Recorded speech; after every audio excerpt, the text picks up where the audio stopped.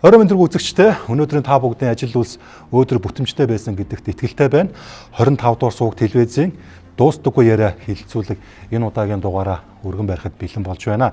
За тэгэхээр монголчууд бид бүхэн хөрш улс орнуудтайгаа худалдаа наймаа хийж чаддгүй. Тэр дундаа байгалийн баялаг болсон түүхийн нүүрсийг зах зээлийн үн ханшаар борлуулж чадаж ирсэн үү гэсэн асуулт бол яригдж байгаа. За хэрвээ үзэгч та бүхэн мартаагүй бол ердөө хэдхэн жилийн өмнө олон их найдаар хэмжигдэх нүүрсний хулгай гэрч асуудал тэгдэж тухайн засгийн газар огцрох дээрээ тулж жигсаал цуглаан өвмэн самуун үүсэх дээрээ бол хурж байсан удаатай.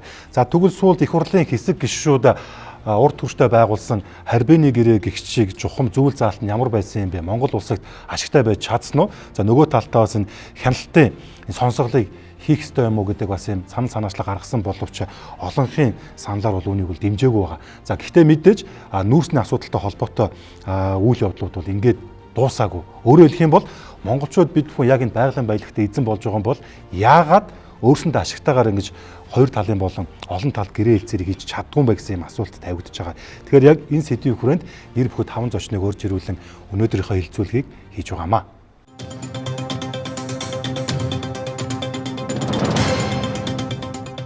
За ингээд хилцүүлэг төрөлцсөн ирсэн та тавта талархлаа илэрхийлье. Би орчлоо нийлээ урт хийчих шиг боллоо. Тэгээд албаасаар эхлүүлье. За өнөөдрийн манай хилцүүлгийн зочноор Жудгийн Баярмаа Монгол улсын их хурлын гишүүн. Жаргал сайхны Зол Жаргал Монгол улсын их хурлын гишүүн. Дамжингийн Дамб аж үйлдвэрийн гавьяат ажилтан Монголын уул уурхайн үндэсний ассоциацийн ерөнхийлөгч асан зөвлөх инженер. Тэгмэдийн Луточр эдийн засагч судлаач. Алтан хуйгийн бар хүү санхүүж судлаач инженер. Орчлоо ер нь их маш бага хийгээд бидний цаг бага учраас ажил хэрэгтэй шуургаал орё гэж бодож байна. Тэгээд их хурл дээр сүүлд хэсэг гишүүд гарч ирээд хэвлэлийнхэн дандаж мэдээлэл өгсөн байр сууриач илэрхийлсэн. Өөрөөр хэлэх юм бол энэ харьбины гэрээтэй холбоотойгоор хяналтын сонсголыг бол хийх ёстой гэж шаардлага тавьсан боловч эрх баригч нам болон бусад намын эслүүд ч гэсэн бас ямар улс төрийн тохироо өстэй би мэдэхгүй. Ямар ч энэ удаад бол дэмжихгүй гэсэн саналыг өгсөн. Тэгэхээр Зол Жаргал гишүүн чухам одоо юу болж байгаа талаар нэг товчхон мэдээлэл өгөөч. Одоо хил ам дагуулсан л мэдээлэлүүд зөндөө гарч ирсэн шүү дээ. Тэгээд тэрий чинь сонсохгүй бол хил ам дасрахгүй. Дахиад 10 жил ингээл явах бах. Тийм болохоор сонсчвол яасан гэдэг сонсох тийм төр ороо байгуулах саналыг Баярмаа гишүүн Гамбат нарын гишүүд гаргаад баланган дээр гараа өсөж зурулсан. Би бол хамгийн дөрөнд юм хүмүүсийн нэг 40 лөө тий. Тэгээд 40 гишүүн гараа өсөж 126-аас 40. 3-ны 1-ийг хангалттай шүү дээ. Тэгэхээр сонсох хэрэгтэй. Сонсчоод үнэн бодол нь юу байгаа юм? Тэр зарим мэдээлэл нээж болохгүй бол тэрийг хаалттай бас байж болох л байлгүй дээ. Ямар ч юм энэ процесс нь явагдаад нэг талтай гарчих хэрэгтэй байхгүй. Тэгэхгүй ямар шалтгаантай тэрийг хааж авч үзсэн бол одоогор бол мэдгүй л. Гишүүн Баярмаа. Яг эргээд сануулхад энэ 24 оны 12 сарын бараг 27-нд байна уу? Яг нэг өвөр шөнийн заагаар гэдэг шиг яг шинэ жилийн өмнөх 7 хоногийн баасан гарагт нэг явалтайгаар морь орж ирсэн. Тэр нь бол энэ нөгөө ерөнхий хэлэлцээр байгуулах үндсэн зарчим баталсан. Тэр бол ерөөсөө л үндсэн зарчим байхгүй. Түүнээс биш нарийн тэр гэрээний үнийн төвлөрөл ерөөсөө ороогүй шүү дээ. Тэгээд тэр үед бол ерөөсөө гişүүд маш ихээр асууж ирсэн. Яг үнэн хэд байх юм бэ гэд. Энэ тухайн нүүрсний те одоо бид нар ч нөгөө нүүрс худлаа утгаа гэрээний тухай яриад байна шүү дээ. Тэгэхээр тэр талаар бол ерөөсөө мэдээлэл олж авч чадаагүй. Тэгээ ерөнхийдөө тэгээд нөгөө баяр төгцсөн. Тэгэл тарсан юм л та.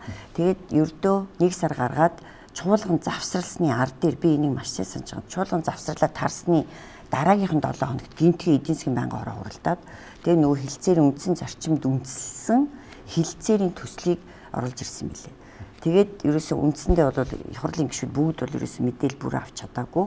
Эдийн засгийн байнгын хорооны хэдэн гишүүд суугаад нилээ их нарийн асуусан боловч олигтой бас мэдээлэл авч чадахгүй тэгэл өнгөрсөн. Тэгээд өнгөрөө тэр чинь чуулган завсарлагдсан байсан учраас дараа нь 3 сард хаврын чуулган эхлэмэгц 25 оны оруулж ирээд нөгөө хилцээрээ батлаад тэгэл өнгөрсөн. Тэгээд тэрний ар дээр нөгөө хилцээрийн дагуу яг гэрээ нь яаж батлагдаж ямар үнийн дүнгээр хийгдсэнийг хинч мэдээгүй тэгэл өнгөрсөн. Ерөнхийдөө тэгээд сая намар 9 сард зарим нэг хүмүүс шүүлүүлээ шүү дээ. Тийм ч 2 дахин хямдаар хийсэн юм шүү гэд. Тэгээд тэн дээр үндэслээд биднэрт аль бисэр захиа ирсэн. Улсын их хурлын гишүүдээ та нар энэ дээр анхаараач гэд. Тэгээд тэрний дагууд бид нар юу н анхаарал хандуулж энэ нэрээ юу болоод өнгөрөө гэд ингээд нөгөө гэрээ энтрийг үзэх гэхээр нууцсан. Тэгээд тэрнээс хойш бид нар ч одоо үзмээр байна, сонсомоор байна, иргэдэд мэдэгдмээр байна гэл ингээл явж байгаа л да. Тэгээд харамсалтай нь үр дүнд хүрч чадсангүй, сонсголыг хийх энэ асуудлыг бол улсын хурал дэмжсэнгүй 60 гаруй хувь нь дэмжээгүй. Өөрийн хөнгөлтөд хиттийн тал авъя гэсэн чинь манайх 50% хөнгөлт өгцөө ингээд асуудал яриад байна. Энэ юу нь юу вэ? Тэр ор үндэсгүй хотлаа зүйл. Энэ өөрөө нэг бараг 55-аас 60 удаагийн ажлын хэсгийн одоо хуралдаанууд яваад за энэ дээр миний санаж байгаагаар бол одоогийн Монгол Улсын ерөнхий сайд, учрал сайд, за мөн одоо сүүлд их хурлын даргаар ажилласан амар баясгалан, за мөн миний бие гэдэг жишээ нэг нь марчлаа. Ийм хүмүүс энэ ажлын хэсгийг ахлаад нөгөө талтайгаа хилцээрүүдийг хийсэн. Ийм одоо зүйл байгаа. Мэдээж тийм 5% хилц одоо хөнгөлт идлээд болоо гэсэн асуудал байх юм бол тэрийг бид нар Монгол хүн байндаа шууд аваад явна шүү дээ. Мэдээж юу гэж улс орныхоо эрх ашигтай тэрийг багасгаад нөгөө талдаа давуу эрх олох талын юмыг бодох вэ гэдгийг бас энэ дэшин залруулад хэлчихье. Хоёр туудаага сонсгол хийх чинь л да. Тэгээ өмнө нь бас олон өдөр үргэлжилсэн нүүрсний сонсгол хийж ирсэн. Та зөвөр энэ дээр ямар бодолтой байдаг? Одоо цэрэг дайнтай холбоотой тийм айхтар стратегийн нууцгэр хэл биш юм бол тэр нэг нүүр худалдаа авах гэрээг бол их нууцлаад байх шаардлагагүй байх л гэж бодож байна. Ард түмнөөс юуг нь нуугаад байгаа юм. Тэр ямар нэгэн ното гэрээ хичээл нуугаад ах шиг байл гэж хардж байна. Эдийн засгийн утгач. Одоо манайх засгийн газар эрх баригчид нүүрсийг маш их сонирхдаг. Яагаад тэгэхээр манай одоо хамгийн гол орлого нь нүүрс байгаа байхгүй юу? Тэгээд тэрний 90 сая тонны нүүрсний одоо 60 сая тонн нь одоо зөвхөн Эрдэнэс 5 толгой дангаараа гаргадаг. Тэгээд улс төрчид одоо нөгөө төрийн эмчийн компаниараа дамжуулж тэр нүүрсний үнийг тэг гэрээнд оролцдог. Тэгээд хямдруулсан нөхцлөөр гэрээ хийгээд өөрсөндөө ашиг хонжоо олдог. Нэг ийм хулгайн эсхий байгаад байгаа учраас эн чинь угаасаа энэ улс яг энэ гэрээнд оролцоод нууцлаад байгаа юм яваад байгаа юм л да. Тэгээд энэ нөгөө энэ нэг бартерын гэрээ хийдэг, офтек гэрээ хийдэг маань угаасаа нэг эдийн засгийн утгаараа Монголд ашиггүй байгаа. Яагаад тэгэхээр бид яг бэлэн мөнгөөр одоогийн зах зээлийн үнээр үнэтэй зарж болох байтал 20%, 30%. За мэдгүй одоо харбины гэрээ хэдэн хямдралтай тий 50%гээ зарим хов яриа явж лээ.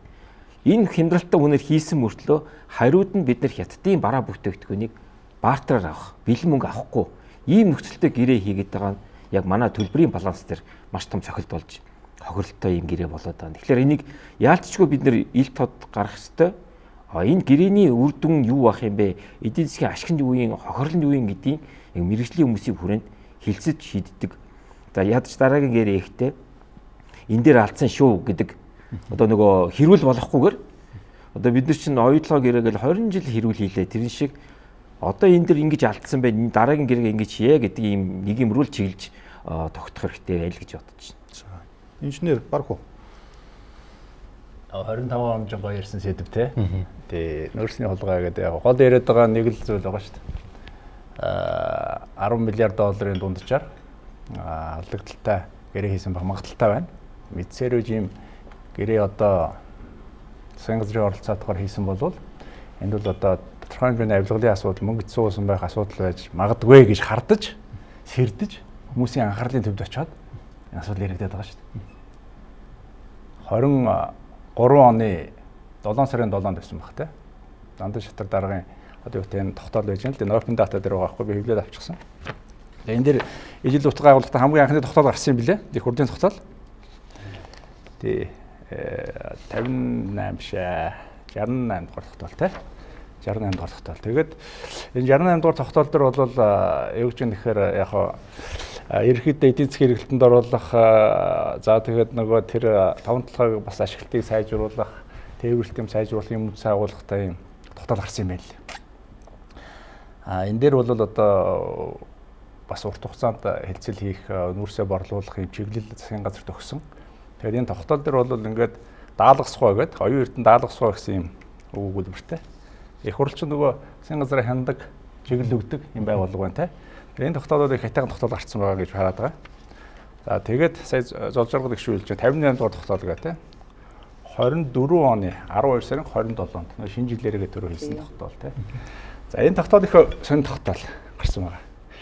Нэр нь гарчихтаа тийм ээ. Монгол улсын засгийн газар, бүгд найрамд хятад улсын засгийн газар хооронд гашуун сухбат ганц мод бомбын хил дамсан төмөр замын бүтээн байгуулалтыг хэрэгжүүлэх хилцээрийг байгуулахад баримтлах үндсэн чиглэлгээд маш тодорхой юм гарчихтай тогтоол байж байгаа. Тэгээ энэ тогтоол дээр энэ нөгөө хардлага дагуулад байгаа зүйлүүд шийгээд өгсөн байж байгаа. Нөгөө гэрээ дээр одоо нүүрс судалдахдаа жишээлбэл иймэрхүү үнийн аргачлалаар тий урд нь одоо хийжсэнтэй хямд үнийн аргачлалаар гэрээгээ хийгэрээч гэдэг юм уу тийм утга агуулгах хөө залтууд байж байгаа. Тэгэхээр эн чинь нөгөө хардлага дагуулгын хүүсрүүл болж байгаа. Тэгээд энэ дээр энэ тогтоол дээр болохоор зөвшөөрсгөө гэж оюун эрдэнэ зөвшөөрсгөө гэж засгийн газар хүсэлт тавиад тэрийг зөвшөөрсөн байдалтай. Түрүүчийн тогтоол дээр даалгасгөө гэжсэн бол зөвшөөрсгөө гэж. Тэгэхээр энэ бол ерөөдөө бас засгийн газрын тухайн засгийн газрын нэлээд лобби явж байсан. Энэний өмнө миний санаж байгаагаар бол 12 сарын 25-нд байхаа хин 24-нд ч үлээ туван мэдээлэл хийжсэн. Одоо хоёр талаас ажлын хэсэг байгуулагдаад одоо энэ асуудлаар ярилцж байна. Бараг 60 гаруй удаа уулзсан энэ асуудал яригдчихэж байгаа гэдэг. Тэгэд энэ асуудал ингэж л явсан төвхтэй л дээ. Тэгээд мэдээж гэрээний асуудлууд мэдээж засгийн газрын хоорондын хилцээрээс бас тусдаа аж ахуйн шин шаардлагатай юм зүйлээ гэдэг бат цэцэг сайжруулалт хэлнэлээ л дээ. Тэгэхээр гэрээний асуудал дээр бол тусдаа жиж ярьсан дээр зүгээр анх эхлэл нь бол ингээд тавигдсан юм л зүйл байгаа. За өнөөдөр бол одоо хангалттай одоо хууль зааснаас 32-оос доошгүй гишүүд гарын үсэг зурж санаачилсан байх ёстой. Энэ одоо тоо гүйцэцээ хангалттай хүрсэн байгаа. За энэ 3-7 хоногийн хооронд бол маш их үйл явдал өрнөлөө гэдгийг та бүхэн мэдж байгаа. За энэ сонсголыг хийхгүй тулд одоо гадна дотноос янз бүрийн улсууд улсын их хурлын гишүүдэд утассан байгаа, ирж уулзсан гэж байгаа, янз бүрийн юм амлсан гэж байгаа, битгий зураарай гэж их олон одоо хүмүүс энийг хийхгүй тулд ингэж явсан. Гэвч одоо бас олон шудраг гишүүд байдаг учраас ямар ч байсан ард түмний мэдэх хэргийг хангах энэ ажил бол одоо зохицоондоо хүрсэн байгаа, хангалттай тоонд хүрсэн байгаа. За одоо хэдүүлээ жоохон тодорхой ярина эзэн холбогдогчтой. За би яг зүгээр ингээд дэлгэсэн дээр ингээд зураг энэ төр янз бүрийн үзүүлэл явна шүү. За тухайн ерөнхий сайд хүн харагдаж байна. За өөрөөр хэлэх юм бол өөрийн хамаарал бүхий одоо юм ах トゥ уус гэдэг юм уу бизнесийн хамтрагчдыг энэ гэрээнд бол оролцуулсан одоо ил болцсон л явж байгаа. Одоо бүр бод гүрүүд бэлбэ хэлээ л дээ. Тэгэхэд одоо яг хин дээр одоо тэр гэрээнд итгэхийлэн оролцсон байгаад энэ бол зүгээр хар тоол яваад байгаа. Одоо өөрөөр хэлбэл 10 тэрбум доллар буюу 35 их 80 төгрөг гэж байгаа. Энэ бол зүгээр хар тоо. Одоо анх нөө дорж ханд нөгөө сайд чинь тухайн үед нэг 40 их 80 гэдэг үлээ 20 их 80 жилээс нь хэлж ийсэн шиг. Тэгэхээр хоёр улсын хурлын гишүүн ирсэн байгаа учраас яг одоо энэ сонсол Арбений сонсголыг хийхээс өмнө яг бодиттой хохирол Монгол улсад яг хичнээн төвөрний хохирол учирсан гэж юу одоо утсан байдлаар нь гараад байгаа юм тий. Өөрөөр хэлэх юм бол бид ч бас нэг алдагдсан боломжийг үгүй ярьдаг болчиход байна. Өөрөөр хэлбэл энэ гэрээг яг харилцан ашигтай хийсэн бол Монгол улсын одоо нийгэм эдийн засгийн төсөвт одоо тийм их өрөөгөж өгөөсөн ч гэдэг юм уу гэдэг талаар 247 сая тонн нүүрсийг 20 жилийн хугацаанд нийлүүлнэ нийтдээ. Эхний хэдэн жил нь 5 сая, дараа нь 6 сая, дараагаар нь жил болгон 20 сая тонн нүүрс. Нийтдээ 247. Тэгэнгүүт 247-г инх хоёргоо ч нэг $50 зөрөө гэдээ яриад байсан баха. Ер нь $40-50 зөрөөтэй байна. 247-г 40-50-аар үржүүлэхээр $14. Тэр тонн хаанаас гарч ирж байна гэхээр миний ойлгож байгаагаар би тэр үед бас харж байсан л да. 11 сарын биржийн үн нэг $100 орчим байсан хил нөхцлөөр. Уурхай ам нөхцлөөр нь болохоор $60 байсан. Тэгэхээр 60 40 102-ын зөрөө нь $40, $40-ыг $240 үржүүлэхээр 14. За тэгвэл энэ дэр нэг юм бий. Тээврийн зардал байгаа. Уурхай ам нөхцлөөр бодвол тээврийн зардал орог байхгүй юу? Бирж чинь хил дээр үрж. Тэгээ тээврийн зардал нь 10-20 $. Ятан компаниуд бол $20-оор тээвэрлэдэг. Манайхан зайлуулдаг нэг өнөө өөрсдөө үнэ зогж унгааж байгаад нэг 10 гаруй доллараар. За ингээд тэрийг нь хаслаа гэхтэл нэг ялгаагүй л тэгэл жилийн хэдэн зуун сая долларын зөрөө буюу жил болго их 80-аар тооцогдох. Тэгээ тэр үнийг нь болохоор хийж болдгоо. Одоо хийж болдгоо ч юм билүү. Ядж яхад нэг юм нэг ном энэ төр тарааж өгнө гişүүдээр нууц материалтай танилж энэ төр гэдэг нэг юм гар зураг бүгдээр нь дараасан шүү дээ. Тэгээд тэр дээр нэг нуугаад байгаа юм байхгүй. Ер нь нэг тийм нууц юмтай танилж гар үсэг зур гэдэг юм дэр нэг зурж юмргүй юм бэл. Яг ингээ аваад үзэхээр айхтар нууц юм байхгүй. Гэсэн мөртлөө ингээ хүмүүсийг нэг юмтай танилцсан юм шиг болгоо ячдаг. Тийм болохоор чуулган дээр би бол их 80-аар тоологдох зөрөө гарна шүүл гэж ярьжсэн. Тоог нь бол мэдэхгүй юм чинь.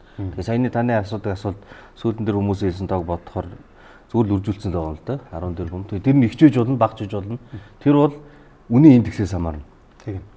Тухайн жилд ямар үнийн индекстэй байна гэдгээс л хамаарна. Үнэн нь болохоор зах зээлийн индексээр өөрчлөгдөнө. Үнэн баггүй тэр нь. Одоо нэг юм суур үн байна. Дараагийн үйлдвэрлэлийг нь бодохдоо өнгөрсөн үйлдвэрлэлд 5 захын мэдээ яаж дээшээ доошо болсон бэ? Тэрний дунджаар энэ өөрчлөгдөн. Тэгэхээр чинь ингээд уян хатан юм шүү гэж тайлбарладаг. Гэхдээ тэр 5 зах зээлийн 5 захын мэдээний 3 нь Монголын нүүрснээс шууд хамаардаг. Буюу жин дарах 70% нь Монголын нүүрснээс шууд хамаардаг. Үн. Өөрөөр хэлбэл миний зарсан нүүрснээс одоо би үнэ хямдруулж зарахаар нөгөө зах дээр хүн чинь хямдрна шүү дээ. Тэр өөрийнхөө нүүрсийг хямдруулж зарж үнийг хямдруулж аваад буцаад тэр индексээ ашиглах нь өөрөө жоохон асуудалтай. Тэгэд би яг энэ асуудлыг тавьж ирсэн. Эдийн засгийн байнгын орон дээр зарчмын зөрүүтэй санал гаргасан, 4 санал гаргасан, нэг нь энэ байсан. Нөгөөх нь болохоор сорчлохгүй шүү. Зөвхөн когцох нүүрс гэдэг санал хятадаас орж ирсэн. Тэрийг нэг яаж игээд байнгын орж дэмжсэн, чуулган дээр дэмжсэн. Бусад миний 3 санал бол яваг. Энд яг нэг ноцтой одоо хардах үндэслэл байгаад байгаа юм л да. Юу гэвэл сая энэ даалгасан тухай те зандан шатар их хурлын дарга байхдаа нэг юм тогтол гарч ирсэн байгаа юм. Тэгээ 2024 оны 2 сард энэ чинь бас зөндөөл ирсэн. Одоо баг бидний яриа болгон точ шиг л ингээл давтдаг боллоо л доо.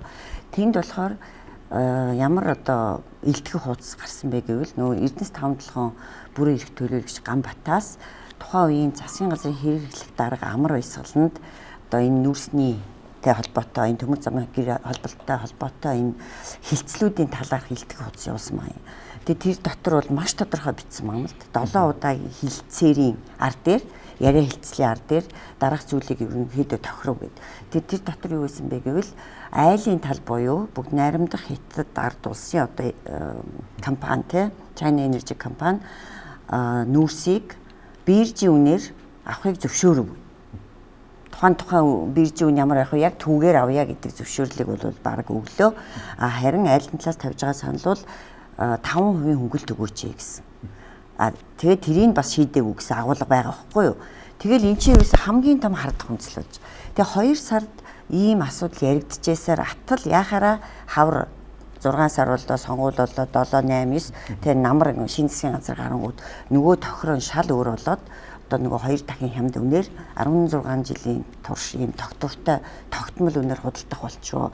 Яаж явсаар байгаа тэр биржийн үнээр авъя гэсэн тэр яриа нь ор мөргөө алга болчихоо гэдгийг чи бид нар мэдхийг хүсэж байгаа байхгүй. Тэхийн тулд энэ хянан шалгах төр хорооны чинь нэг онцлог нь бол одоо нотлох баримтыг одоо үнэлж дүгнэж шинжилж судлах хэрэгтэй. Хяналт хийн гэдэг чинь зүгээр нэг ажлын хэсэг байгуулах бол өөр.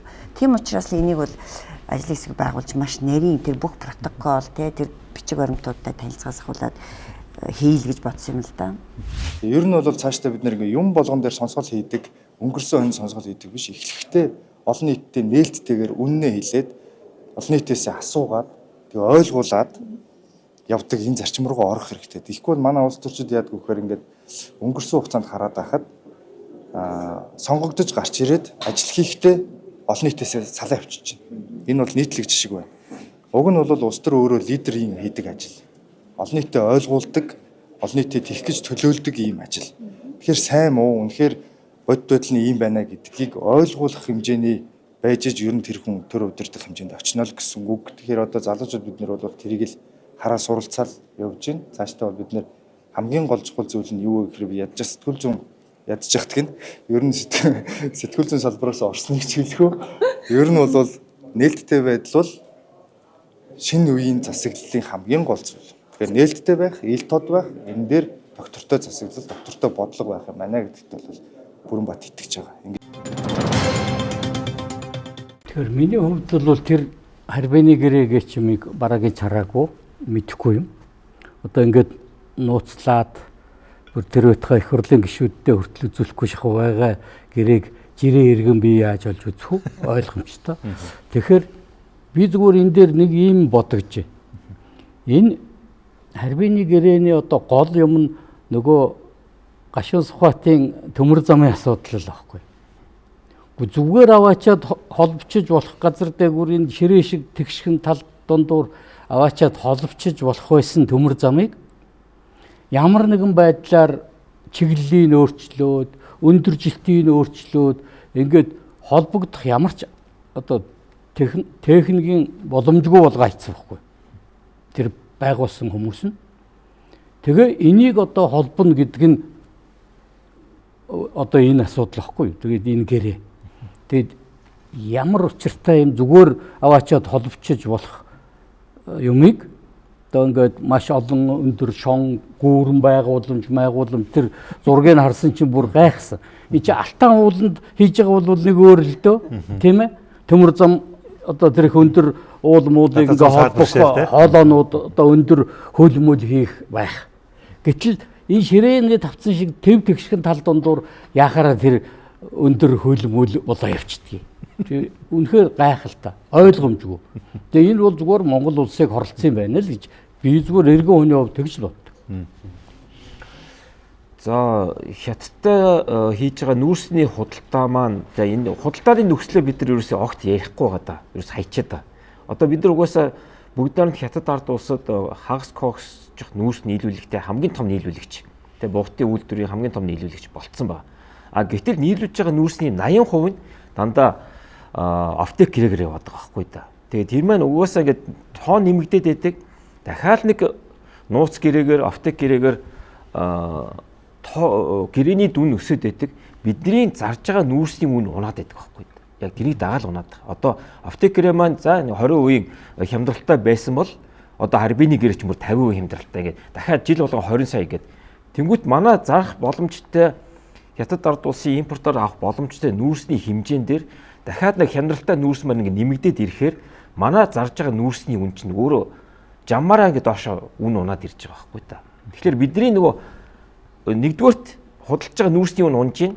Хоёрдугаарт бид нар хариуд нь хятадын одоо зам тээвэр те гүүрэн байгууламжийн тэр бартераар маш өндөр өртөгтэй тэр гүүрэн замыг худалдаж авчин гэдэг чинь өөрөө бидний худалдааны балансын хувьд бол давхар алдагдалд орох ийм нөхцөл болоод байгаа байхгүй. Тэгэхээр яагаад энэ зах зээлийн жармаараа явж болтгүй юм бэ? Төр заавал оролцож гэрээ хийдэг юм бэ? Энийг л болчмоор л байна л да. Тэгэхгүй бол эн чинь угаасаа бид нар чинь хамгийн том давуу талтай. Бүр абсолют давуу талтай. Яагаад тэгэхээр хятадын хамгийн их нүүрс хэрэглэдэг тэр бухтын үйлдвэртэй манай өмнө говь аймаг чинь хэлж чинь ерөөсө 200 км байна. Яагаад бид нар энийг ашиглаж чаддгүй? Тэр нь ерөөсө яг л нэг таны хэлдэг те. Яг л нэг юм гадны гар хөлөд оролцоод аль болох бидний нүүрсийг үнэтэй байлгах алдагдaltaй байлгах юм нөхцөлийг л ингээд нэг шургуулад байна шүү дээ. Тэгэл энийг л нэг болчмоор л байна л да. Яг тэр хоёр компани хоорондын гэрээний нууцлалын тухай асуудал байгаа ч гэсэн одоо жил гаруй хугацаанд бас нэлээд олон тоонууд нэлээд хариуцлагатай хүмүүсийн амнаас гарлаа шүү дээ тийм ээ. Тэр чинь одоо 55% нь коксчих тий хатуу коксчих нуурсгээд за 35 орчим хувь ч юм уу 3.1 кокстэй. Тэгээд 10% ч юм уу одоо эхний жилүүдийн борлуулалтыг юм шиг байгаа тэр. Тэгээд цаашлал одоо энийгээ бас нэг арай жоо уяатан болох тийм концепт юм шиг байгаа. Үүний хувьд яг энэ чинь нөгөө free carrier гэдэг нөхцөл байдаг шүү дээ. Одоо манайх нар нөгөө жоохон бүдүүлгээр бол ам нөхцөл гэдэг тий. Тэгээд тэр үнийг бол одоо энэ биржүүнтэй харьцуулахаараа их зөрөө байгаа шүү. Би өчигдөр зүгээр үзлээлтэй биржүүн сонирхоод тэгэхэр чин угаацсан нөрс бол хатуу кокс бол $160 шүү дээ. Тэ? 160. Тэгээ 120 хамгийн муудаа. Тэгэл одоо 3.1 кокс чинь одоо $80 байж байгаа ч гэдэг тий. Эрчим хүчний нүүрс чинь $60 тааж байгаа ч гэдэг. Тэг чинь бид нэр энэ гурыг ингэ нэмээд үзье л да. Нэг тоон гэдэг 3 нүүрсийг нэмээд 3 тоон нүүрс зарах гээд үзье тийм үү. Энэ чинь ингээд за 160-аар 80 нэмэхээр одоо 240 дээрээс нь ингээд $60 эрчим хүчний нэмчгээр одоо $300 ордог ч шүү дээ. Бидний гэрээ хийцэн гэдэг байгаа нөхцөл чинь миний бол сонссноор Энэ сошиалор яваад байгаагаар $53 хадуу кокс нь. За тэгэхээр одоо 3.1 кокс нь магадгүй $35 ч юм уу. За эрчим хүчний нүүрс нь тонн одоо $17.8. Үнийг өгöd байгаа юм. За яг 17.8 гэж юм л та. Тэгэхээр эн чинь энэ хэдийгээр бас дахиад нэмээд үзье тий. 3 тусдаа өөр чанарын нүүрсийг гурваланд нь ингээд 3 тонныг нэмээд үцхээр одоо $100 орчим болж шít. Тэгээ энэ талд $300 одоогийн юугаар бараг гараад байдаг ханш. А энэ талд нөгөө хийцсэн бидний төсөөл яг одоо хардаад байгаа төсөөл шүү. $100 орчим байгаад байдаг. Тэгээ энэ чинь одоо нэг тийм $20-30 зөрөөч гараад байгаа юм уу? Маш их зөрөөч гараад байгаа юм уу? Тэгээд нөхөрх манай товон сайд бол нэг л тайлбар хэлдэг. Одоо тэр ерөөсө тээврийн үн ороогүй маа л гэдэг. Гэхдээ тээврийн үн чинь одоо тийм их үндсэн одоо юунасаа ингээд хэд нугардаг тийм байхгүй шүү дээ чинь. Бид нар өчнөө л олон коммерчил салбарт явж яасан улсууд тээврийн үн нэгд бүтээгдэхүүн яаж байдаг вэ гэдэг сайн бид. Яг нь нүүрсийг ирээ хийж байгаагүй ч гэсэн. Тэгэхээр иймэрхүү зүйлсүүд байгаад байгаа маа тий. За. Тэр амар эсгэлэн спикерийг засгийн газрын хэрэглэх газрын дарга байхад нь 24 оны 2 сард Ганбат хэд бэтийн битсэн тайлан танилцуулга байл л дээ. Яагаад өнөөдөр $120 зарагдж байгаа энэ нүүрс маань $50 болсон бэ гэдгийг яаралтай шалгаж энэ Монголын эрх ашигын төлөө засгийн газар их хурд руу оруулж ирээд цуцлахад боломжтой. Тэгээд илүү нэмэх тийм боломж байвал шууд цуцалчих болно шүү дээ. Таныг бол би бас ийм эдийн засгийн томоохон төслүүдийг хөтлөхийн төлөө байдаг энэ улс төржиж гатсан энэ олон асуудлууд илүү шийдлээ олоосоо гэж боддог гэдэг ийм өнцгөөс би бас хардаг байсан. Бараг 20 жил гатсан тэгээд энэ төслөө буцаагаад гацаа гэж байгаа л тгий л та тэгээд. Би тэрийг хамгаалаад байгаа юм юу ч байхгүй шүү. Болохгүй бол тэгэл эх 7 хоногт оруулж ирээл цуцалчихгүй юу? Нууц биш ээ. Зүгээр шууд нөгөө талдаа мэдэгдэл оруулчин товаан сайд урд чинь сууж байгаа асуу. Одоо их хурлын хэсэг гишүүд ингэж ярьсан. Хэрвээ энэ харьбины гэрээг өндөр ахуулах юм бол бид нар өмнө төрштэйгээ асуудалд орно шүү гэд. За өмнөх сайд байсан товаан тэгж хэлсэн. Одоо энэ бас сайд дээр ажиллаж байгаа дэлгэр сайхан тийм ээ. Сайд бас тэгж хэлсэн. Би юу гэж хэлэх гээд байна гэхээр энд хуршүүдийг татан оролцуулж байгаа нь бол бидний зовлон л тоо. Бид өөрсдөө л хятадтай хийсэн шүү дээ. Аль ч улс орн өөрсдөө ашигтай л гэрээ хийх болохоос биш. Энэ монголчуудад одоо ашигтай байна. Бид нар алдагдaltaй байж тийм байхгүй шүү дээ. Энд чинь зах зээлийн зарчмаараа л явна. Тэгээ одоо ингэж ярихаар хятадуудыг хараад зүхээд идэг бүхэл бүтэн улсыг. Гэтэл энэ гэрээг бид нар өөрсдөө санаачилсан. Одоо биднийг хятадаас гадна олон улс харж байгаа. Цаашаа бид нь уул уурхайн салбарт хөрөнгө оруулах юм уу үгүй юм уу? Монголчууд юм мөрөө те дараа нь гэрээ байгуулчаад ингээ муу болсон гэдэг ингээ бөөн шүүх цагтаа сонсгол одоо нэг гимтэн хайгаад ингээ явчихдаг гэд. Тэгэхээр дахиад хоёр гишүүнээсээ би асууя. Одоо яг энэ нөхцөлд яах юм? Ядаж ингээд энэ нууцын зэрэгэлд байгаа зарим нэг тоо баримтаа харуулахгүй юм уу? Энэ гэрээгээ бүтэн 100 биш юм а гэхэд ингээд зарим ингээд зүйлүүд нь харуулахгүй энэ ард иргэд бол мэрэгжлийн экспертүүд бол мэдэхгүй нэг ч бид нар хараагүй учраас хэвлэл мэдээлэл нь бүр одоо хаалттай байгаа. Тийм ч учраас одоо өөртөө ингээд таамгаараа ингээд мэдээ бэлтгэхээр энэ сайд гишүүд нь уурлаад байна ш. Та нар наадхаа бойлоо хоёр улсын харилцаанд сэв суулгалаа ярихгүй юм байдаг гэдэг шүү дээ. Яг уу. За нэгдүгээрт миний бодлоор бүгд найрамд хятадаар улс бол их гүрэн. Тэр Монголын нэг 5 тонн нүүрсийг энэ зарах гад нөгөөх нь үнэн бага өгчлөө гэдэг. Тэрнээс болоод нэг харилцаагаагаа муутгаад идэг. Тийм бол байхгүй гэж бодож байна. Хятадын их гүрний өөрийнх нь шинэ маягийн их гүрэн гэж бодлого зарласан Ши Жинпин дарга үг бий. Монгол хэл дээр Ши Жинпин даргын хэлсэн ботууд хэвлэгдэж гараад дарагдаад байсан ш бид тэрийг авч уншиж байсан. Тэгэхээр шинэ маягийн их гүрэн бол хамтдаа өгждөг, найрсаг хөрстөө. Тэгээд нөгөө дагалдаж яваа хурдны галт иргэнд залгаж байгаа улсууд нь өөрсдөө сэтгэл ханамжтай байж иж тогтвортой харилцаа үүснэ. Энэ бол одоо юм мандаалагч гүрэн баггүй. Тэрнээс биш нөгөө дарангуйлагч те нэг тийм өөрийнхөө ямиг тулгадаг гэдэг утгаар биш гэж. Тэгэхээр иймэрхүү ерөнхий бодлогын асуудал дээр бол би нэг тийм өөрсний үнэн дээр реакцлах хэмжээний жижиг ус биш гэж бодож байна. Хоёрт нь сонсох хэрэгтэй. Одоо та сая өөрөө хэллээ шүү дээ. Мэдгүй байна гэдэг шүү дээ.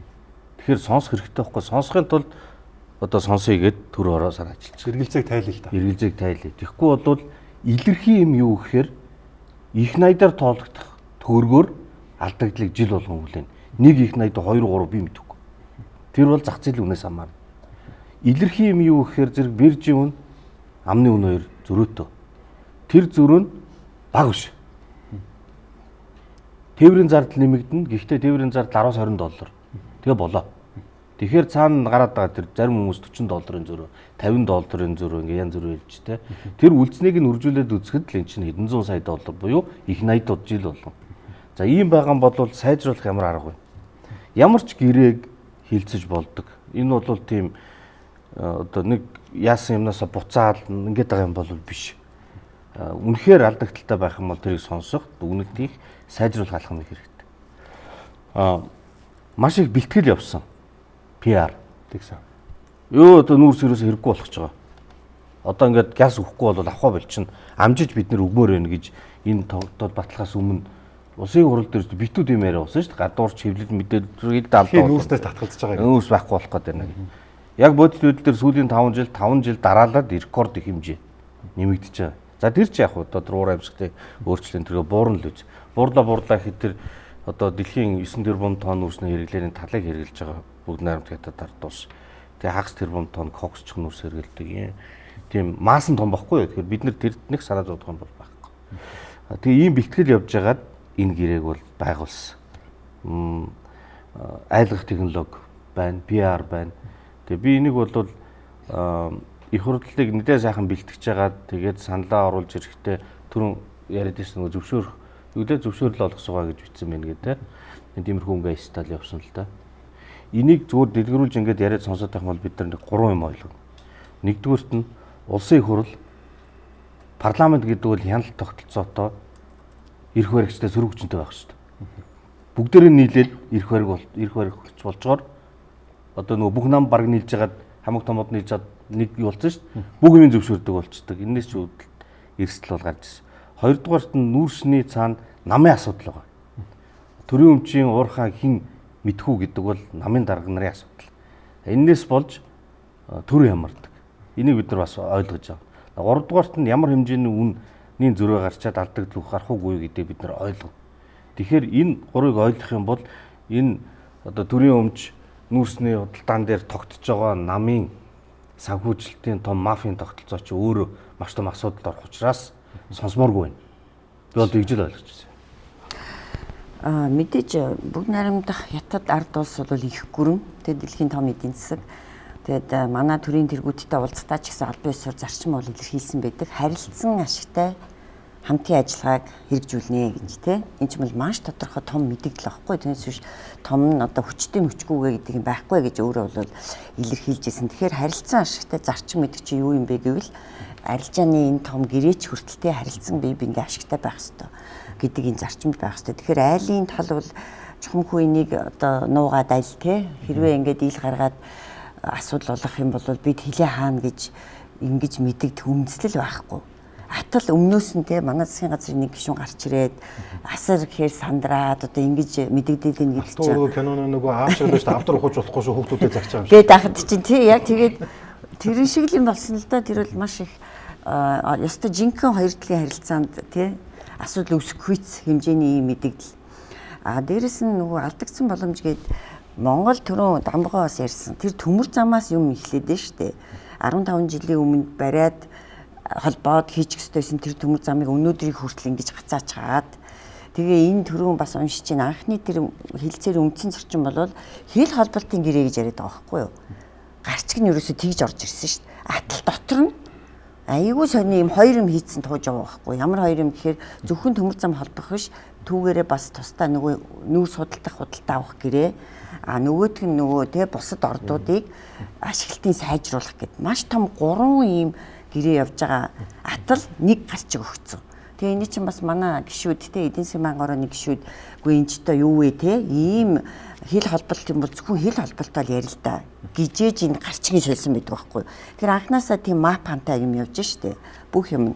Тэгээд алдагдсан боломж гэх юм бол Монгол улс өөрөө бүр 18 орчим тэрбум доллар алдсан гэж ярьдаг байхгүй. Энэ өнгөрсөн төмөр замаа холбоогүйгээс болж ингэж алдчихад манай улс тэгээд дахиад алдаад байгаа байхгүй юу. Одоо өөрөөр хэлбэлтэй ингээд одоо бид нар ингээд айлын талд хор учруулсан учраас одоо ингээд бид нар ингээд бууж өгж байгаа ч гэдэг юм шиг те нэг амаараа нөгөө амаараа болохоор бид нар 18 тэрбумын алдагдал хүлээсээ ингээд өөрийнхөө алдагдлыг ч яриад ах шиг те. Тэгээ ингээд ерөөсөө Маш тийм ойлгомжгүй. Бас нэг зүйлийг нэмэт хэлэхэд энэ бол оптик гэрээч биш. Чаалхкой бол бас ч гэж төрүүлж аваа итцсэн шүү дээ. Энд чи бас болж шүү дээ. Тэ мэдээж төрүүлж аваад их хэмжээний мөнгө авч идэнэ гэдэг чинь хямд байхыг яах вэ? Ойлгож болно гэх санаж. Гэтэл энэ гэрээ бол тийм биш байхгүй юу?